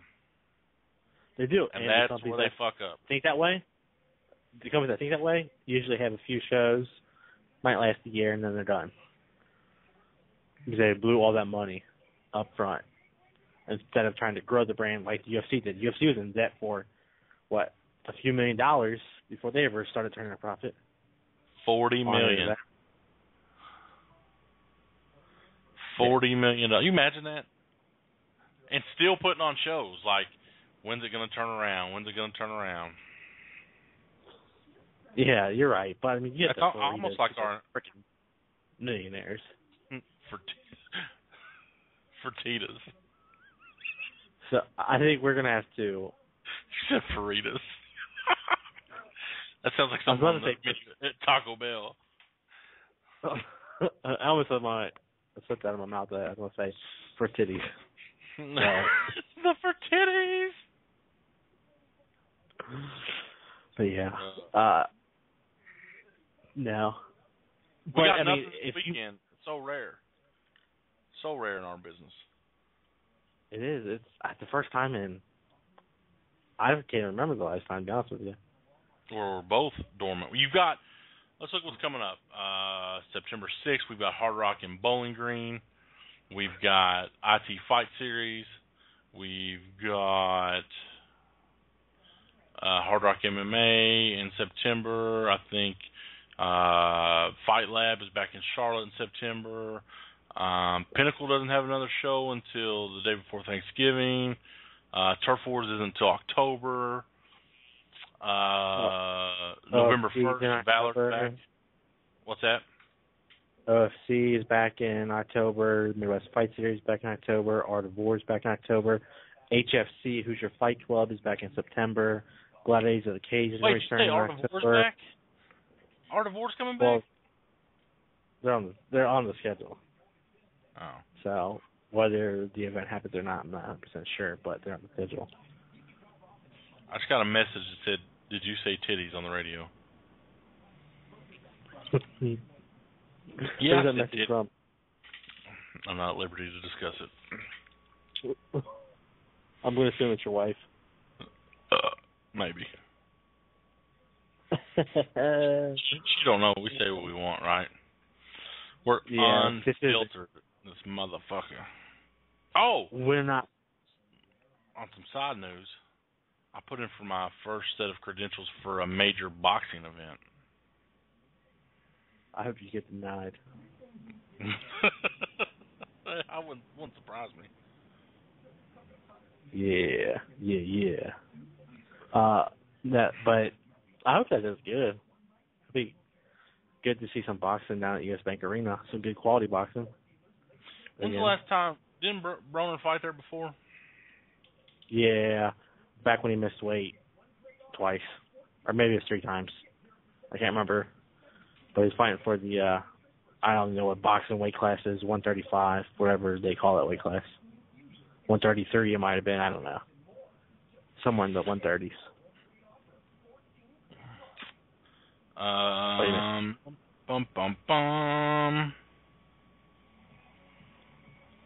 Let's see. When was that? WABA World Title he lost. Barclays Center, Atlantic City, Cincinnati, Ohio. The WBO Super Featherweight. He fought back in July of 2012. He defeated Vicente Escobedo. TKO'd him in the 5th round. And they fought at what is super featherweight? Super featherweight in boxing is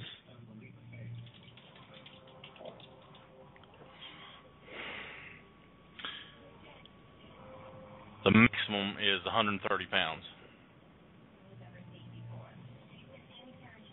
So there you go. All right. There you go. All right. Well, this was a short one. We don't have much to talk about. We went an hour and a half. Remember, go to audibletrial.com/pro-MMA now. Get you a free audiobook. Help support this show and learn something. Also, Bangtown Fightwear, Intimidation Clothing. Onnit.com. I forgot Onnit. 10% off any and all supplements there at Onnit. I won't go through the whole spiel. We will be off next week, since there's nothing going on there, to kind of regroup. We got some surprises for you cats coming up very shortly. How shortly, Juan, before we can say what we're doing? What are we doing? What have you been working on for the last 3 days? Oh, probably nothing. Probably nothing, to be honest. Bluegrass 3.0 will be launching hopefully by the end of the week. The 3rd rendition. Actually, the 4th rendition if you count your creation at first. No, so you gonna dog out my creation? The mothership, the fucking. If I'd never done that, we would never be sitting there talking. You're right. If you would have never sat down in July of 2011 with your partner at the time, if you two would have never sat down. That's what I said, January 2011. All right. If you two would have never sat down and came up with this brainchild, I would have never met you. I would have probably been better off. It's true. Go back, one of my first articles, January 30th, 2011. What's next for Nick Diaz? Oh, that wasn't even my article. That was Dave's article. I'm sure he copied and pasted that from somebody.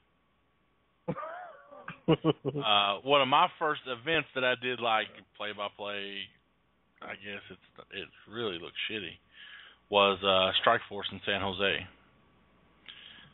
Hodger Gracie, Trevor Prangley, Herschel Walker was on that card. Jacare versus Robbie Lawler. Ooh, that's when Jacare choked out Robbie Lawler. And then Nick Diaz versus Cyborg. Wow. I know, That right? was really good. 3 years. 3 freaking years ago. Almost 4. Almost 4. Yeah, that was some good stuff.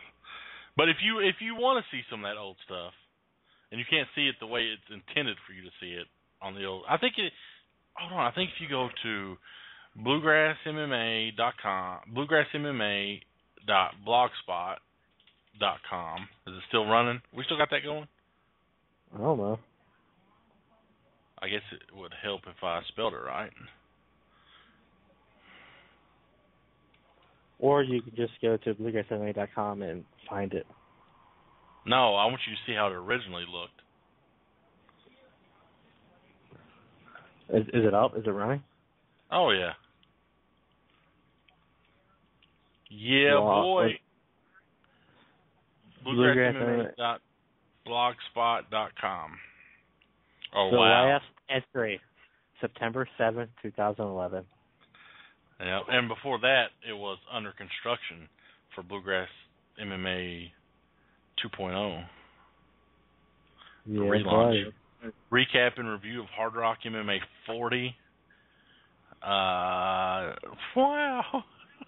Oh shit! You remember the Fight Connection with the KO? Is that site still up? I don't know. Look on the right hand side. Warcry wear. Whatever happened to those douchebags? Best damn. Oh, I remember creating that too. Wow. What if I click on any of this stuff if it still goes anywhere? It should. Hey, you know what's crazy? So I'm redoing the website, so I was looking at some of the old stuff, and wow, it hurts to get back that far sometimes. Yeah, let's see. Let's go back to Let's go back to April. It's not UFC 129 predictions. Oh, so all right. So I was looking at some old stuff. Do you remember the promotion in Tennessee? I think it's called UCC. They're supposed to have that $10,000 tournament. Yeah. Or $100,000. Did that ever happen? Yeah. No, you don't remember that? They had one show, and they started their second show, and like 2 fights in, the commission realized that they didn't have insurance, and they shut the whole thing down. Oh, why'd the commission shut down? Because they didn't have insurance. They didn't have any insurance for the fighters. Oh, that's right. That is right. Oh, I so forgot about that. But that's the stuff, like, you just go back through all the years of what we've done, and that just brings back memories. Granted, nobody else might have the same memories we do, but yeah, that's just kind of cool to reminisce about the old times. So, like, we're some heads here. It's fun. The evolution has been fun. I'll be honest. We got good friends now, like Aaron Garrett, who sits and listens to our radio show every week. Even when he's on vacation. Yeah, and we've made such great relationships with different promoters and promotions. Many that, like, who would have thought we would be so in the know of what's going on in Pittsburgh or like in Charlotte, Hey, speaking of Charlotte, let's get it on record right now. What are you doing September 13th, Saturday? I'm not going that day. I'm going in November. You're going to the November one? So do you have Yeah. something planned for September 13th? Oh, that's tonight, Hard Rock, isn't it? September.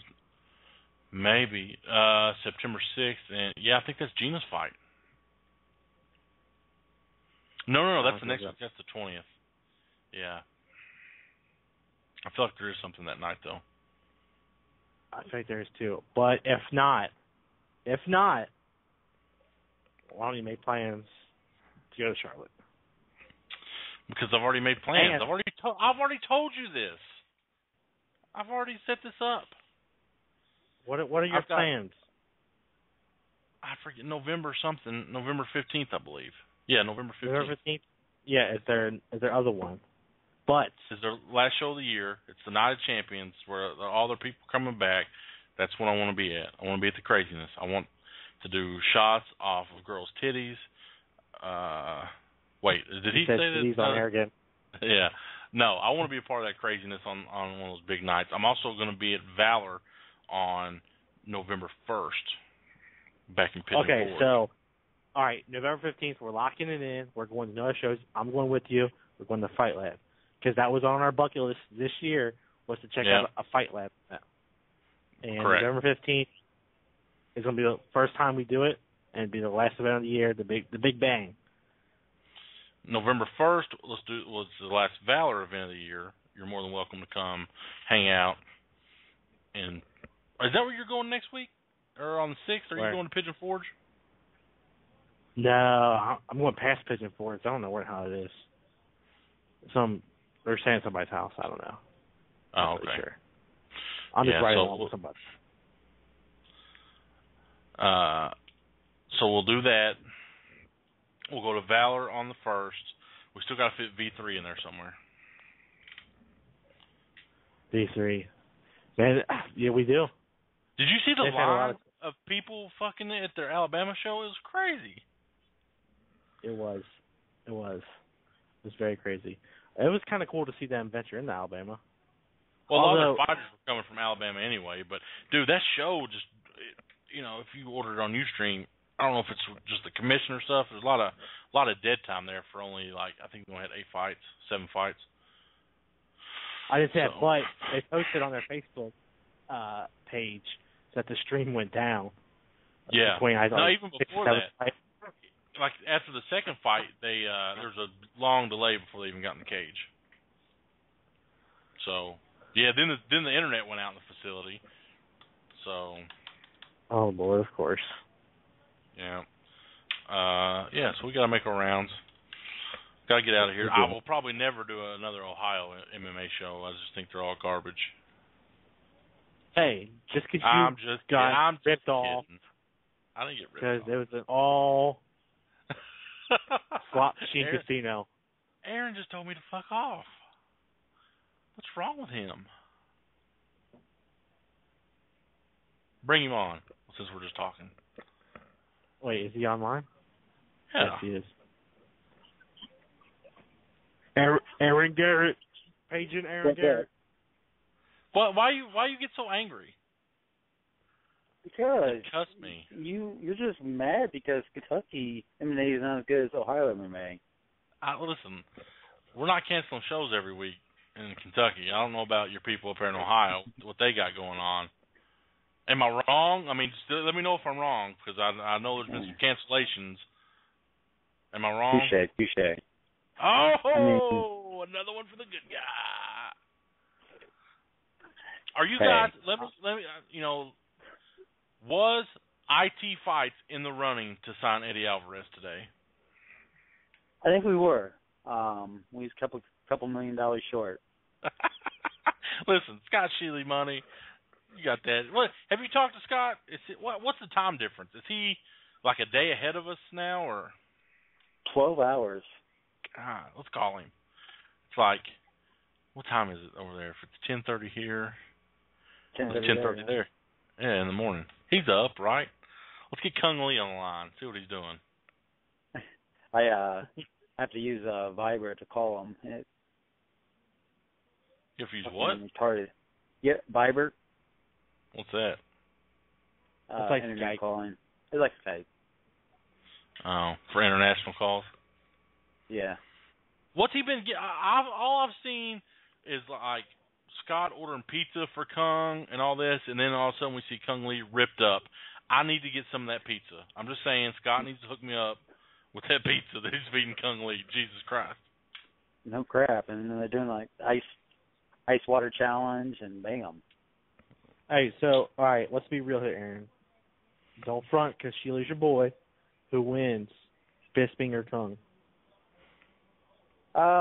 Stand up. Kung's going to destroy him.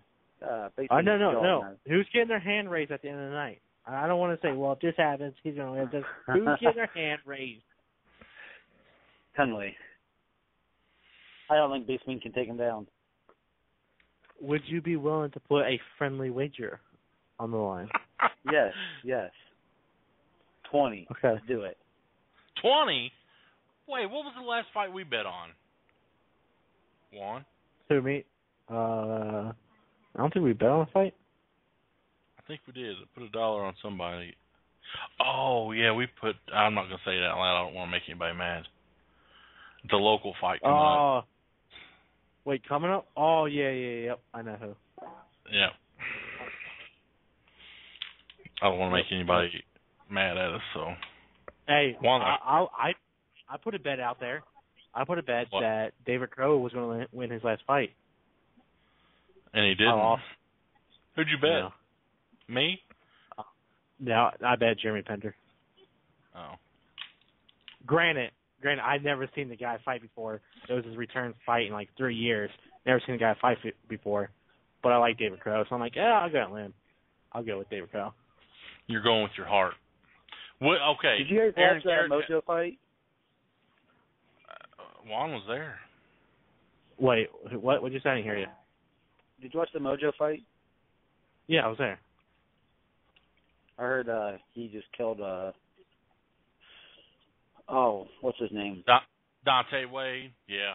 Yeah. Hey, hold on 1 second.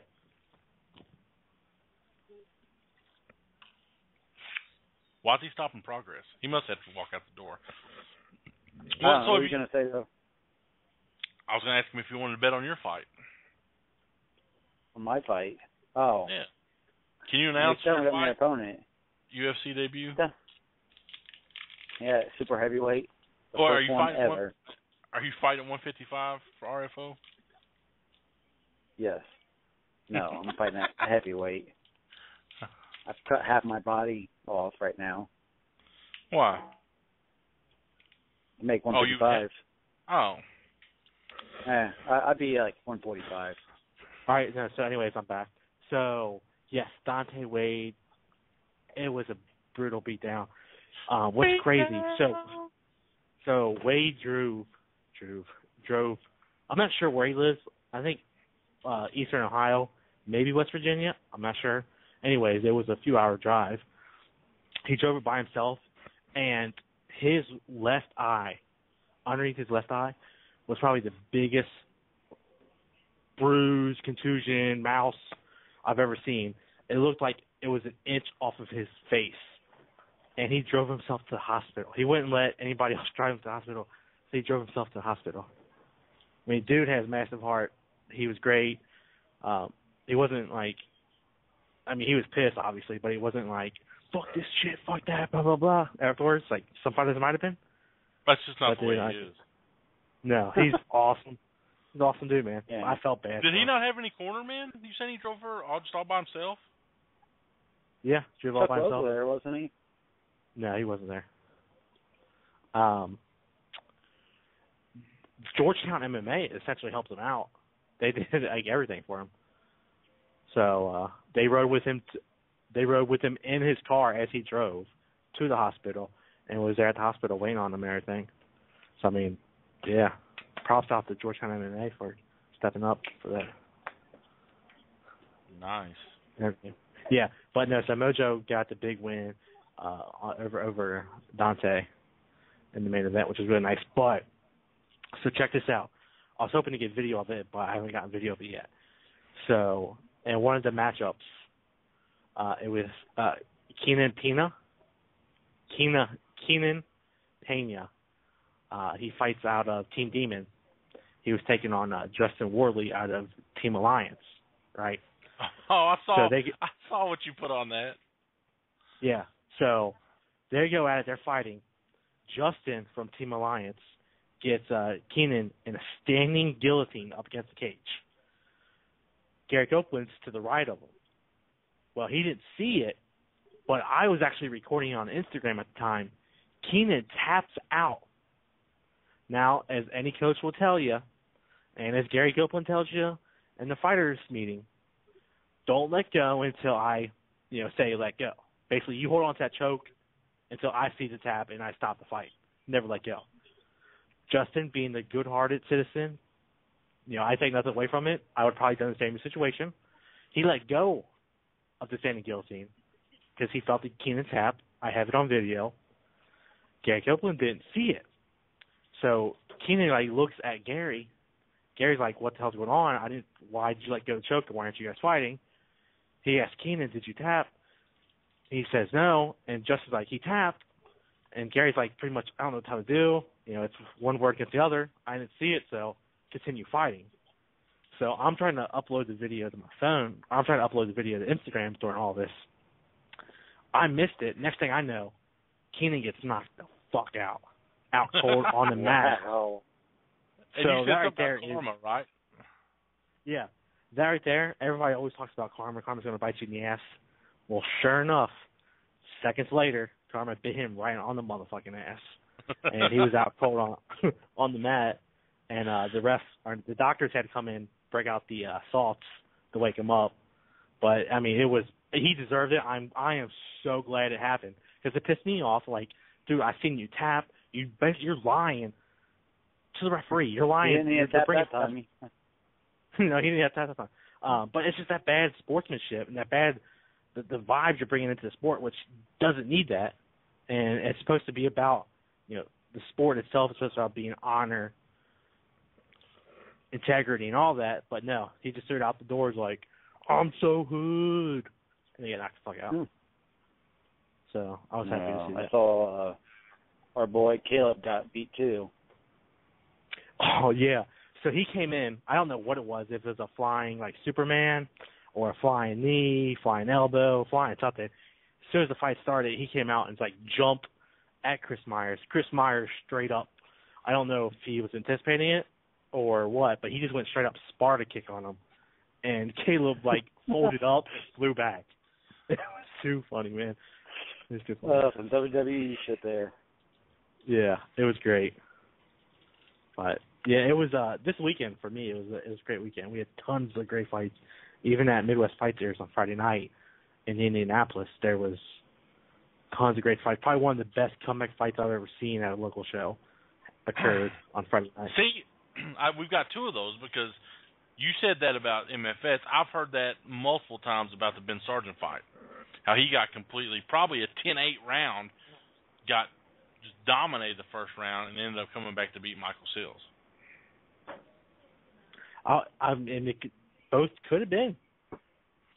I would like to see that. Let me ask you this. I hate to beat up on Indiana all the time, but was there some controversy about Lloyd Thornton fighting Orville Smith? I know there was a huge discrepancy in their records, but was there it was sanctioned, the commission, which I don't think Indiana really even looks at that. They just let you put whoever.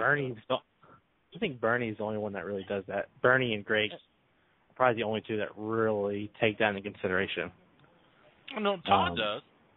But there's a culture that we accept here that is widely accepted in boxing, and that's the culture of the opponent.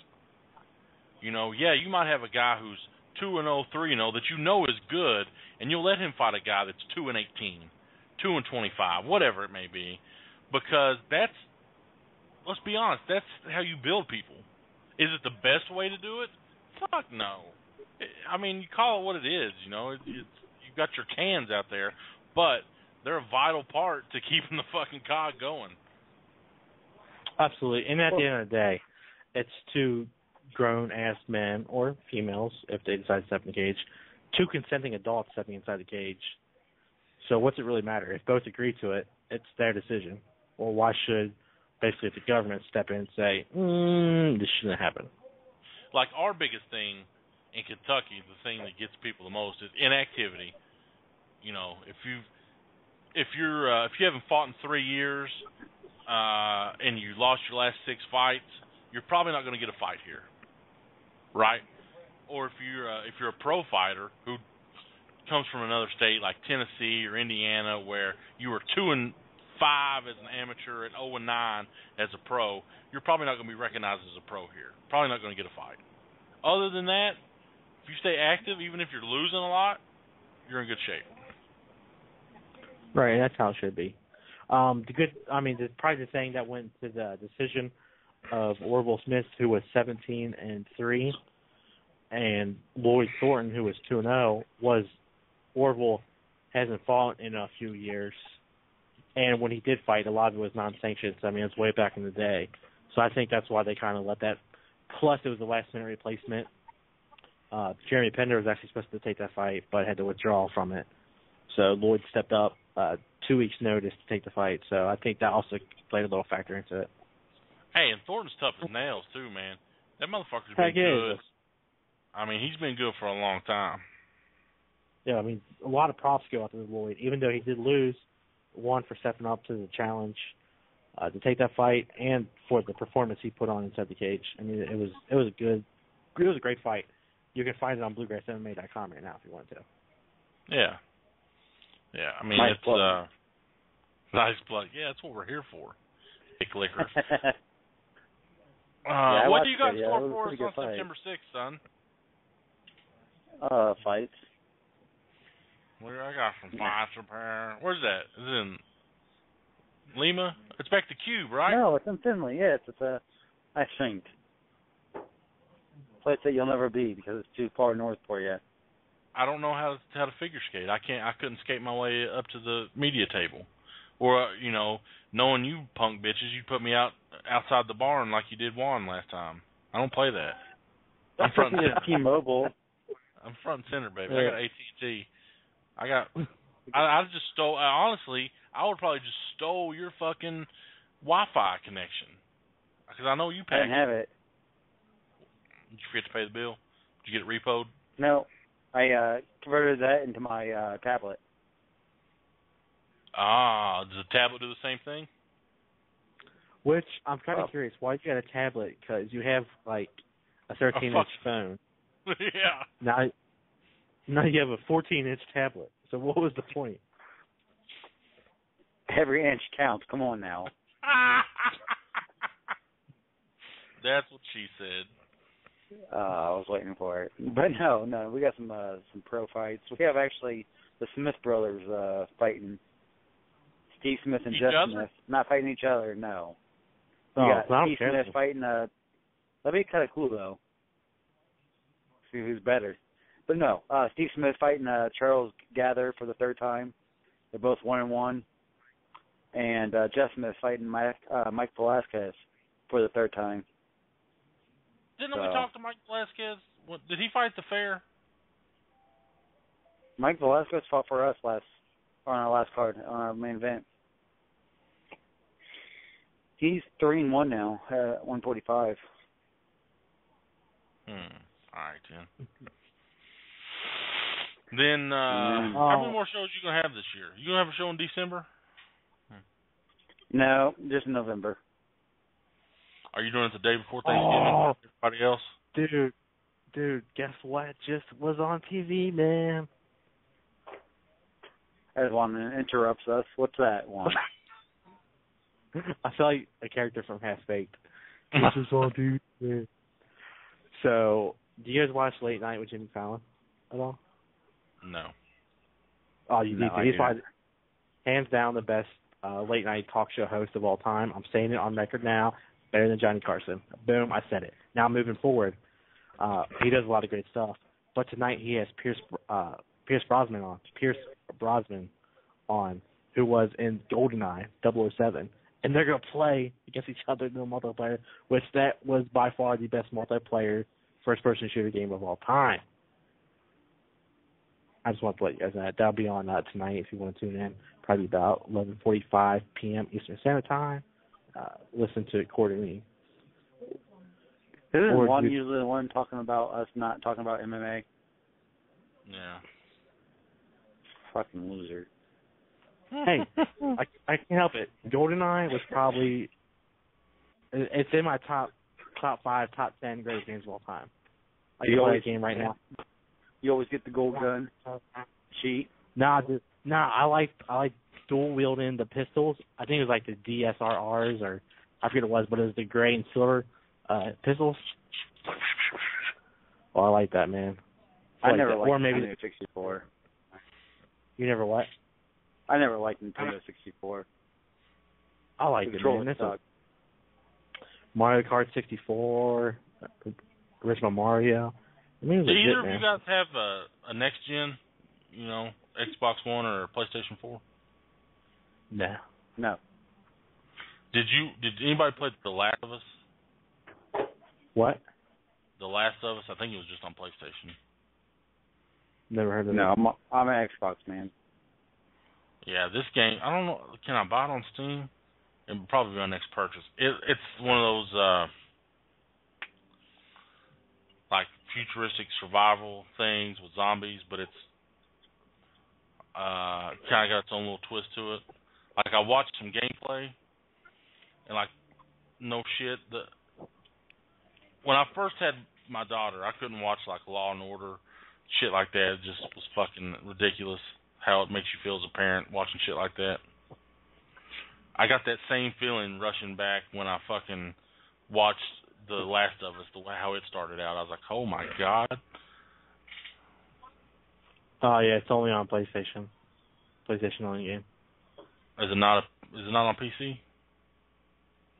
No, according to the Wikia page, it's PS3, PS4. Maybe I'll buy DayZ then. Hey, Juan, by the way, you need to hurry up with my task that you've been working on so we can announce that. Wait, what's my... Well, first off, Mr. I need to help you out. Here comes the finger pointing. This motherfucker right here I'm talking to, Mr. Aaron, I think I'm the shit at everything. Garrett on the line. How long ago did I ask for a Bluegrass MMA logo? Months ago. Fuck. I have it too. Have I even seen a sample of what it is? No. So you know what I did last night, Aaron Garrett? The other night? I learned how to use the basic elements of... I used basic elements of Illustrator. I had to learn. And it's not easy. I'm not used to Illustrator at all. But I made a logo. No thanks to you, sir. And it probably looks like shit, let's be honest. Could it be better? Probably. I'm not the greatest when it comes to Illustrator. I'll admit that right now. So, of course, I know it could be better. But I had to do with what I had because somebody was slacking. So I'm going to foot you the bill for the time I had to take out of my day to learn Illustrator and make it. So you'll be receiving the bill. Like I promise you, I'll give you your 0.01% of what we do. Yeah, I just want to be honest. The reliable one of the two of us has always been me. Like if you need something done, I'm not saying I'll show up somewhere, but if you need something done, I'm the guy to do it. How many phone calls did you make today? I could have wrote that I made phone calls. I mean, I can't confirm that you made those phone calls. I mean, you can look at my cell phone bill. You can look at the numbers. I mean, yeah, you could do what you got to do. How good were those phone calls? Yeah, you already told me how did that work out for you there, champ? What's that? All your phone calls. How many real people out of all those phone calls you even talk to? 2? Well, it depends on how many you want to consider talking to at Caesars Entertainment. Because there I talked to a few, and I got absolutely nowhere. That is a big clusterfuck of a company. With the Marriott, I got through somebody. Talked to, I believe his name was Joe. Jim. $10,000. $10,000. That's the minimum before FMB, which I later found out was food and beverage. I didn't know what that was. So you're saying our Kentucky MMA Awards will probably not happen there? It will. Yes, it would definitely not happen. Oh, hey, that Memorial Hall I showed you the picture of, that would be a perfect venue for the Bluegrass MMA Awards. How much was that going to run us? That was the price I was semi-quoted was $1,000, around $1,000. That's not bad. No, and I know a perfect production company. What's that? I know a perfect production company that can help you out. Oh, because the last time I saw Fox Entertainment Business at an MMA event, I felt like I could do better with. I felt like I could do better with $3.50 flashlights. I just keep flicking me off and on. Oh, get some glow sticks.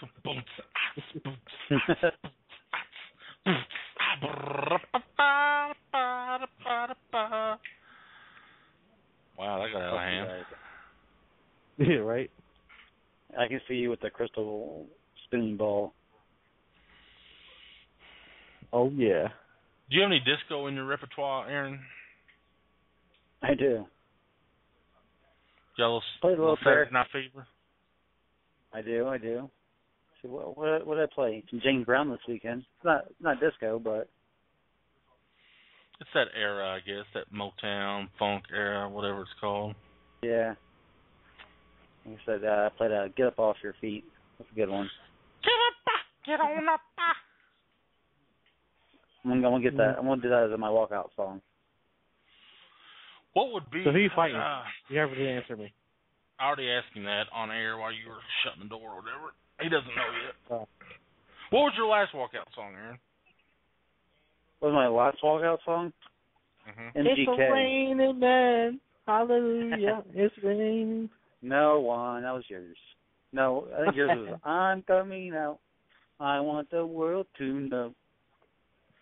I'm gonna let it show that I'm a homo. What? And the sad thing was, you were up dancing in your rainbow-colored shirt. It has to be some big fucking rainbow shirts. Like some fucking full-size rugs. So, you came out to MGK? Yeah. Homecoming. It's a pretty good one. It's about, Ohio State saying fuck Kentucky. I know it's not. You can't say any cuss words or you'd be suspended. Hey, I can bleep it out. It said Ohio State. Beep. Kentucky.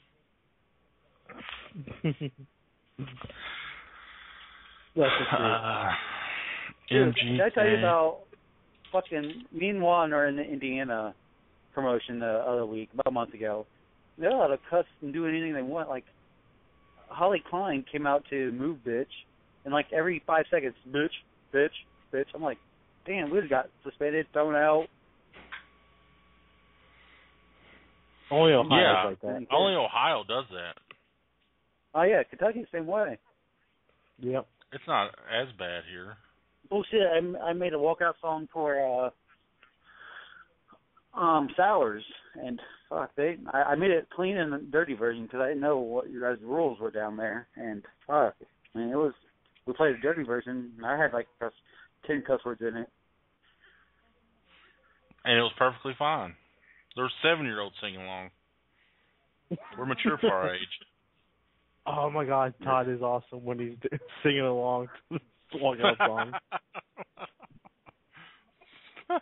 He is. I tried to call him tonight. My phone's been dead for I don't know. I suck at keeping my phone charged these days. That's I hate to even try to see what I've missed here. No, so let's talk about what kind of walkout song we're gonna have. What's that? Are you gonna go back to MGK? No, I don't know. I'm gonna come out. I'm gonna come out to silence. Reggie Merriweather. Reggie Merriweather. Why? I don't know why he does that. By the way, did you guys see the clip on Access TV? Yep. I didn't see it. Nobody cares one. the important person saw it. Oh yeah. The important person who doesn't support you at all. All right, I got that. I support Aaron Garrett in all of his endeavors. You're not supporting me on September 6th. You're not supporting yourself on September 6th. Oh yeah, I forgot about that part. Are you not going to be there either? No. So who's running it? Scott. And Scott. We'll be back on Monday. Do you really want to hurt me? Oh yeah. That's what you need, Aaron Garrett, right there. I'm gonna come out to the new Jason Derulo song. What is it? The one that says, "I got one question for you. What you gonna do with that big fat butt? Wiggle, wiggle, wiggle, wiggle." Drop that nay-nay. Drop that nay-nay. Come up to that. Drop that nay-nay. Yeah. That would be awesome. Or better yet, here's what we're gonna do. We're gonna dub your rap battle with Kyle. That's gonna be your walkout song. It's gonna be your freestyle. Didn't you guys delete that? Yeah, I did. Did you? Hey, can you rap us a new intro? No. Have you heard our Thursday night intro? The rap song? I want to listen to you guys and Kyle's show. Oh, listen to this. I love this. It's a little outdated, but Pro MMA now, Pro MMA now, Pro. Rick Flo, baby. Of course, you get some Bellator, you're gonna get some UFC, you get some Strike Force. That's quality. Some of me, come with me. That's quality right there. I need you to recreate that. I know I'm gonna come out too. Nothing That but song. a G-Vec. There you go. Or nothing but a butt. No, yeah, so you're gonna rename it. You're gonna do the remix. I think we've got in podcasting, we've got to have one of the best intros. I mean, have you guys heard tomorrow night's intro? Have you even listened to it, Juan? No. Oh. What is it? Play it. Welcome to the Coyote Ugly Show, presented by Intimidation Clothing. You are listening to the Pro MMA Now Radio Network. And now, here are your hosts, David McKay. Gay. Hey, it gets to the point. It does. Hey, I like to start off with a little Jay-Z every week. Makes me feel good. Oh, Lord. I mean, it's no, what's happening in church, or whatever it's called. The church, what's happening now? Yeah, that one. He just picks a different song every week, though. Like a real song. Yeah. Which, if you've not, did you listen to the interview with the dude from the Bunny Ranch? No, I have not. You will laugh your dick off. It is the funniest shit ever. Is that place still around? Yes. He owns like 5 of them.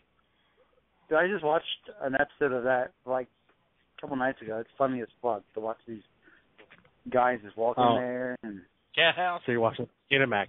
You're watching Skinamax. Sorry, I got you. It was on HBO, son. HBO, it was that. Hey, I don't care. You're watching softcore porn. You just admitted it on TV. It's funny.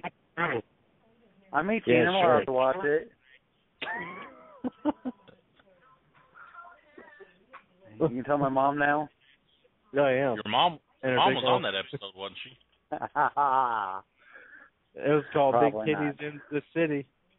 Oh, I got fake titties when I lived in Ohio, putting them to good use in Nevada. $72 for a half and half. What? All right. You know what? We were only going to do an hour tonight, but we've actually went over that. We did. Way to sell time.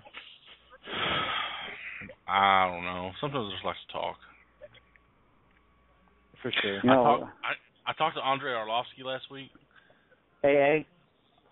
And like my written interview is not exactly what he said, because he says fuck a lot. And mixed in with his Belarus Russian accent, it was hard as fuck to keep up with what he was saying. So it wasn't very good interview then. Oh, he's awesome, man. Super nice guy.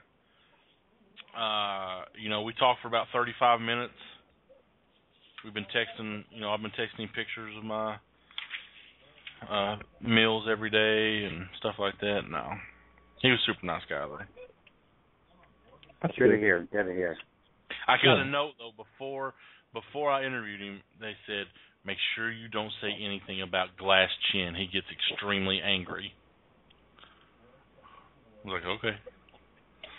So, Wow. Andre, what about that Glass Chin of yours? You think you'll get knocked out by Bigfoot? Tell me about it. Right? I mean, you got, yeah, he said that, like, there's a Middle Easy interview where they asked him that. I guess that's where it came from. They talked to him before I did. Yeah. You should have, you didn't have enough balls to do it, didn't you? Well, I'll read you their response. Come on, Andre. Come over to Kentucky. I'll beat that ass for you. Oh, Lord. So, did you guys go to that 2-on-2 MMA thing?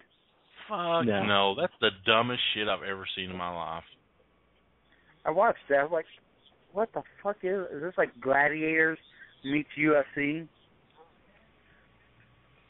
Yeah. I still haven't got it yet. I don't know. It's weird.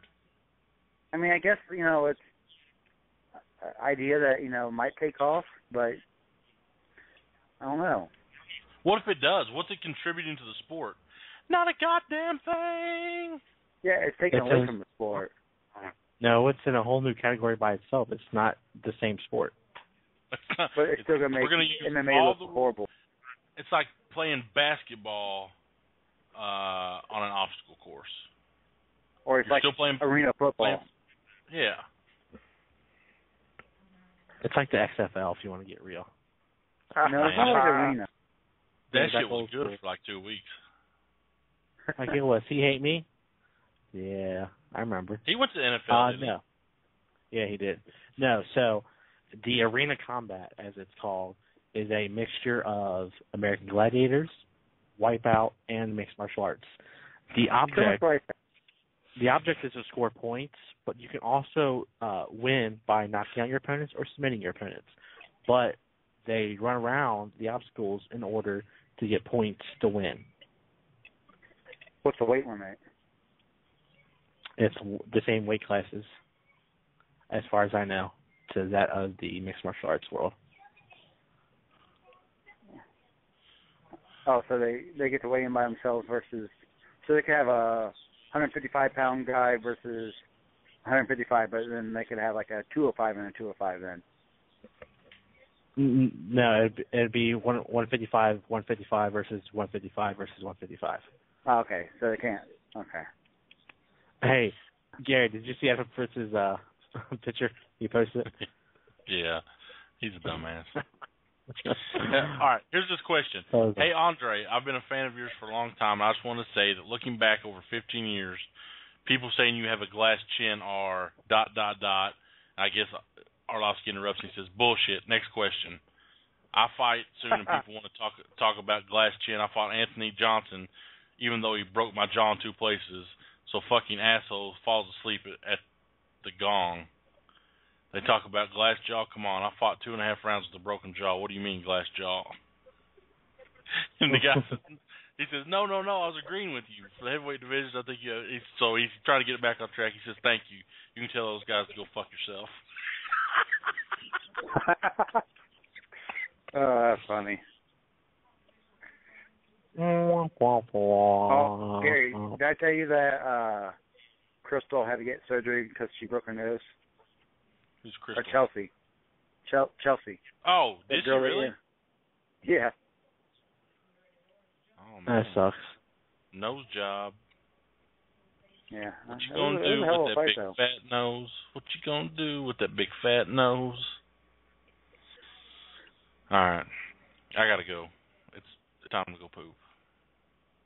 Awesome. Thanks for sharing. I love you both.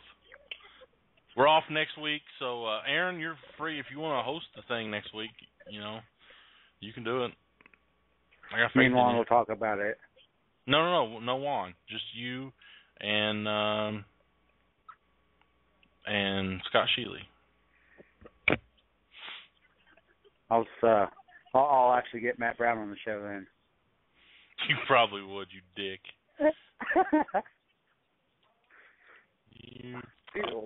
Have you not heard him interview? Would you really want to interview him? I feel like I can connect with anybody. The 0-0 amateur to the fucking Andre Arlovskis of the world. I feel like I can make a story out of any of it. Now, if I actually do, it's questionable, but I feel like I can do it and bring the best to ask stupid-ass questions, you know, try to not be the same shit, you know, that they've heard. I mean, this is the same person that's probably gotten in trouble at least 10 times by the UFC for 10 different interviews. That's the great part about it. Just think about that. One little viral slip of him saying retard or something like that, and we'd be golden. Or girls can't fight, and if they do, they should be naked. Yeah.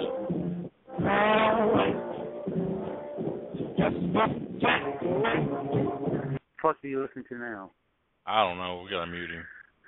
All right. Next week, we're off. We'll be back the week after that to talk about IT Fight Series, Hard Rock MMA, all that good shit. It's coming up. Don't even trip. Aaron, enjoy the rest of your night. Juan, go fuck yourself. Bluegrass MMA for life. We out. You've been listening to the Ohio Valley's #1 source for MMA, broadcasting on the ProMMANow.com radio network. Brought to you by Bangtown Fightwear, Bluegrass MMA Live. Join your host, Juan Valley and Gary Thomas again for Bluegrass MMA Live. And remember, fighters first, fans always.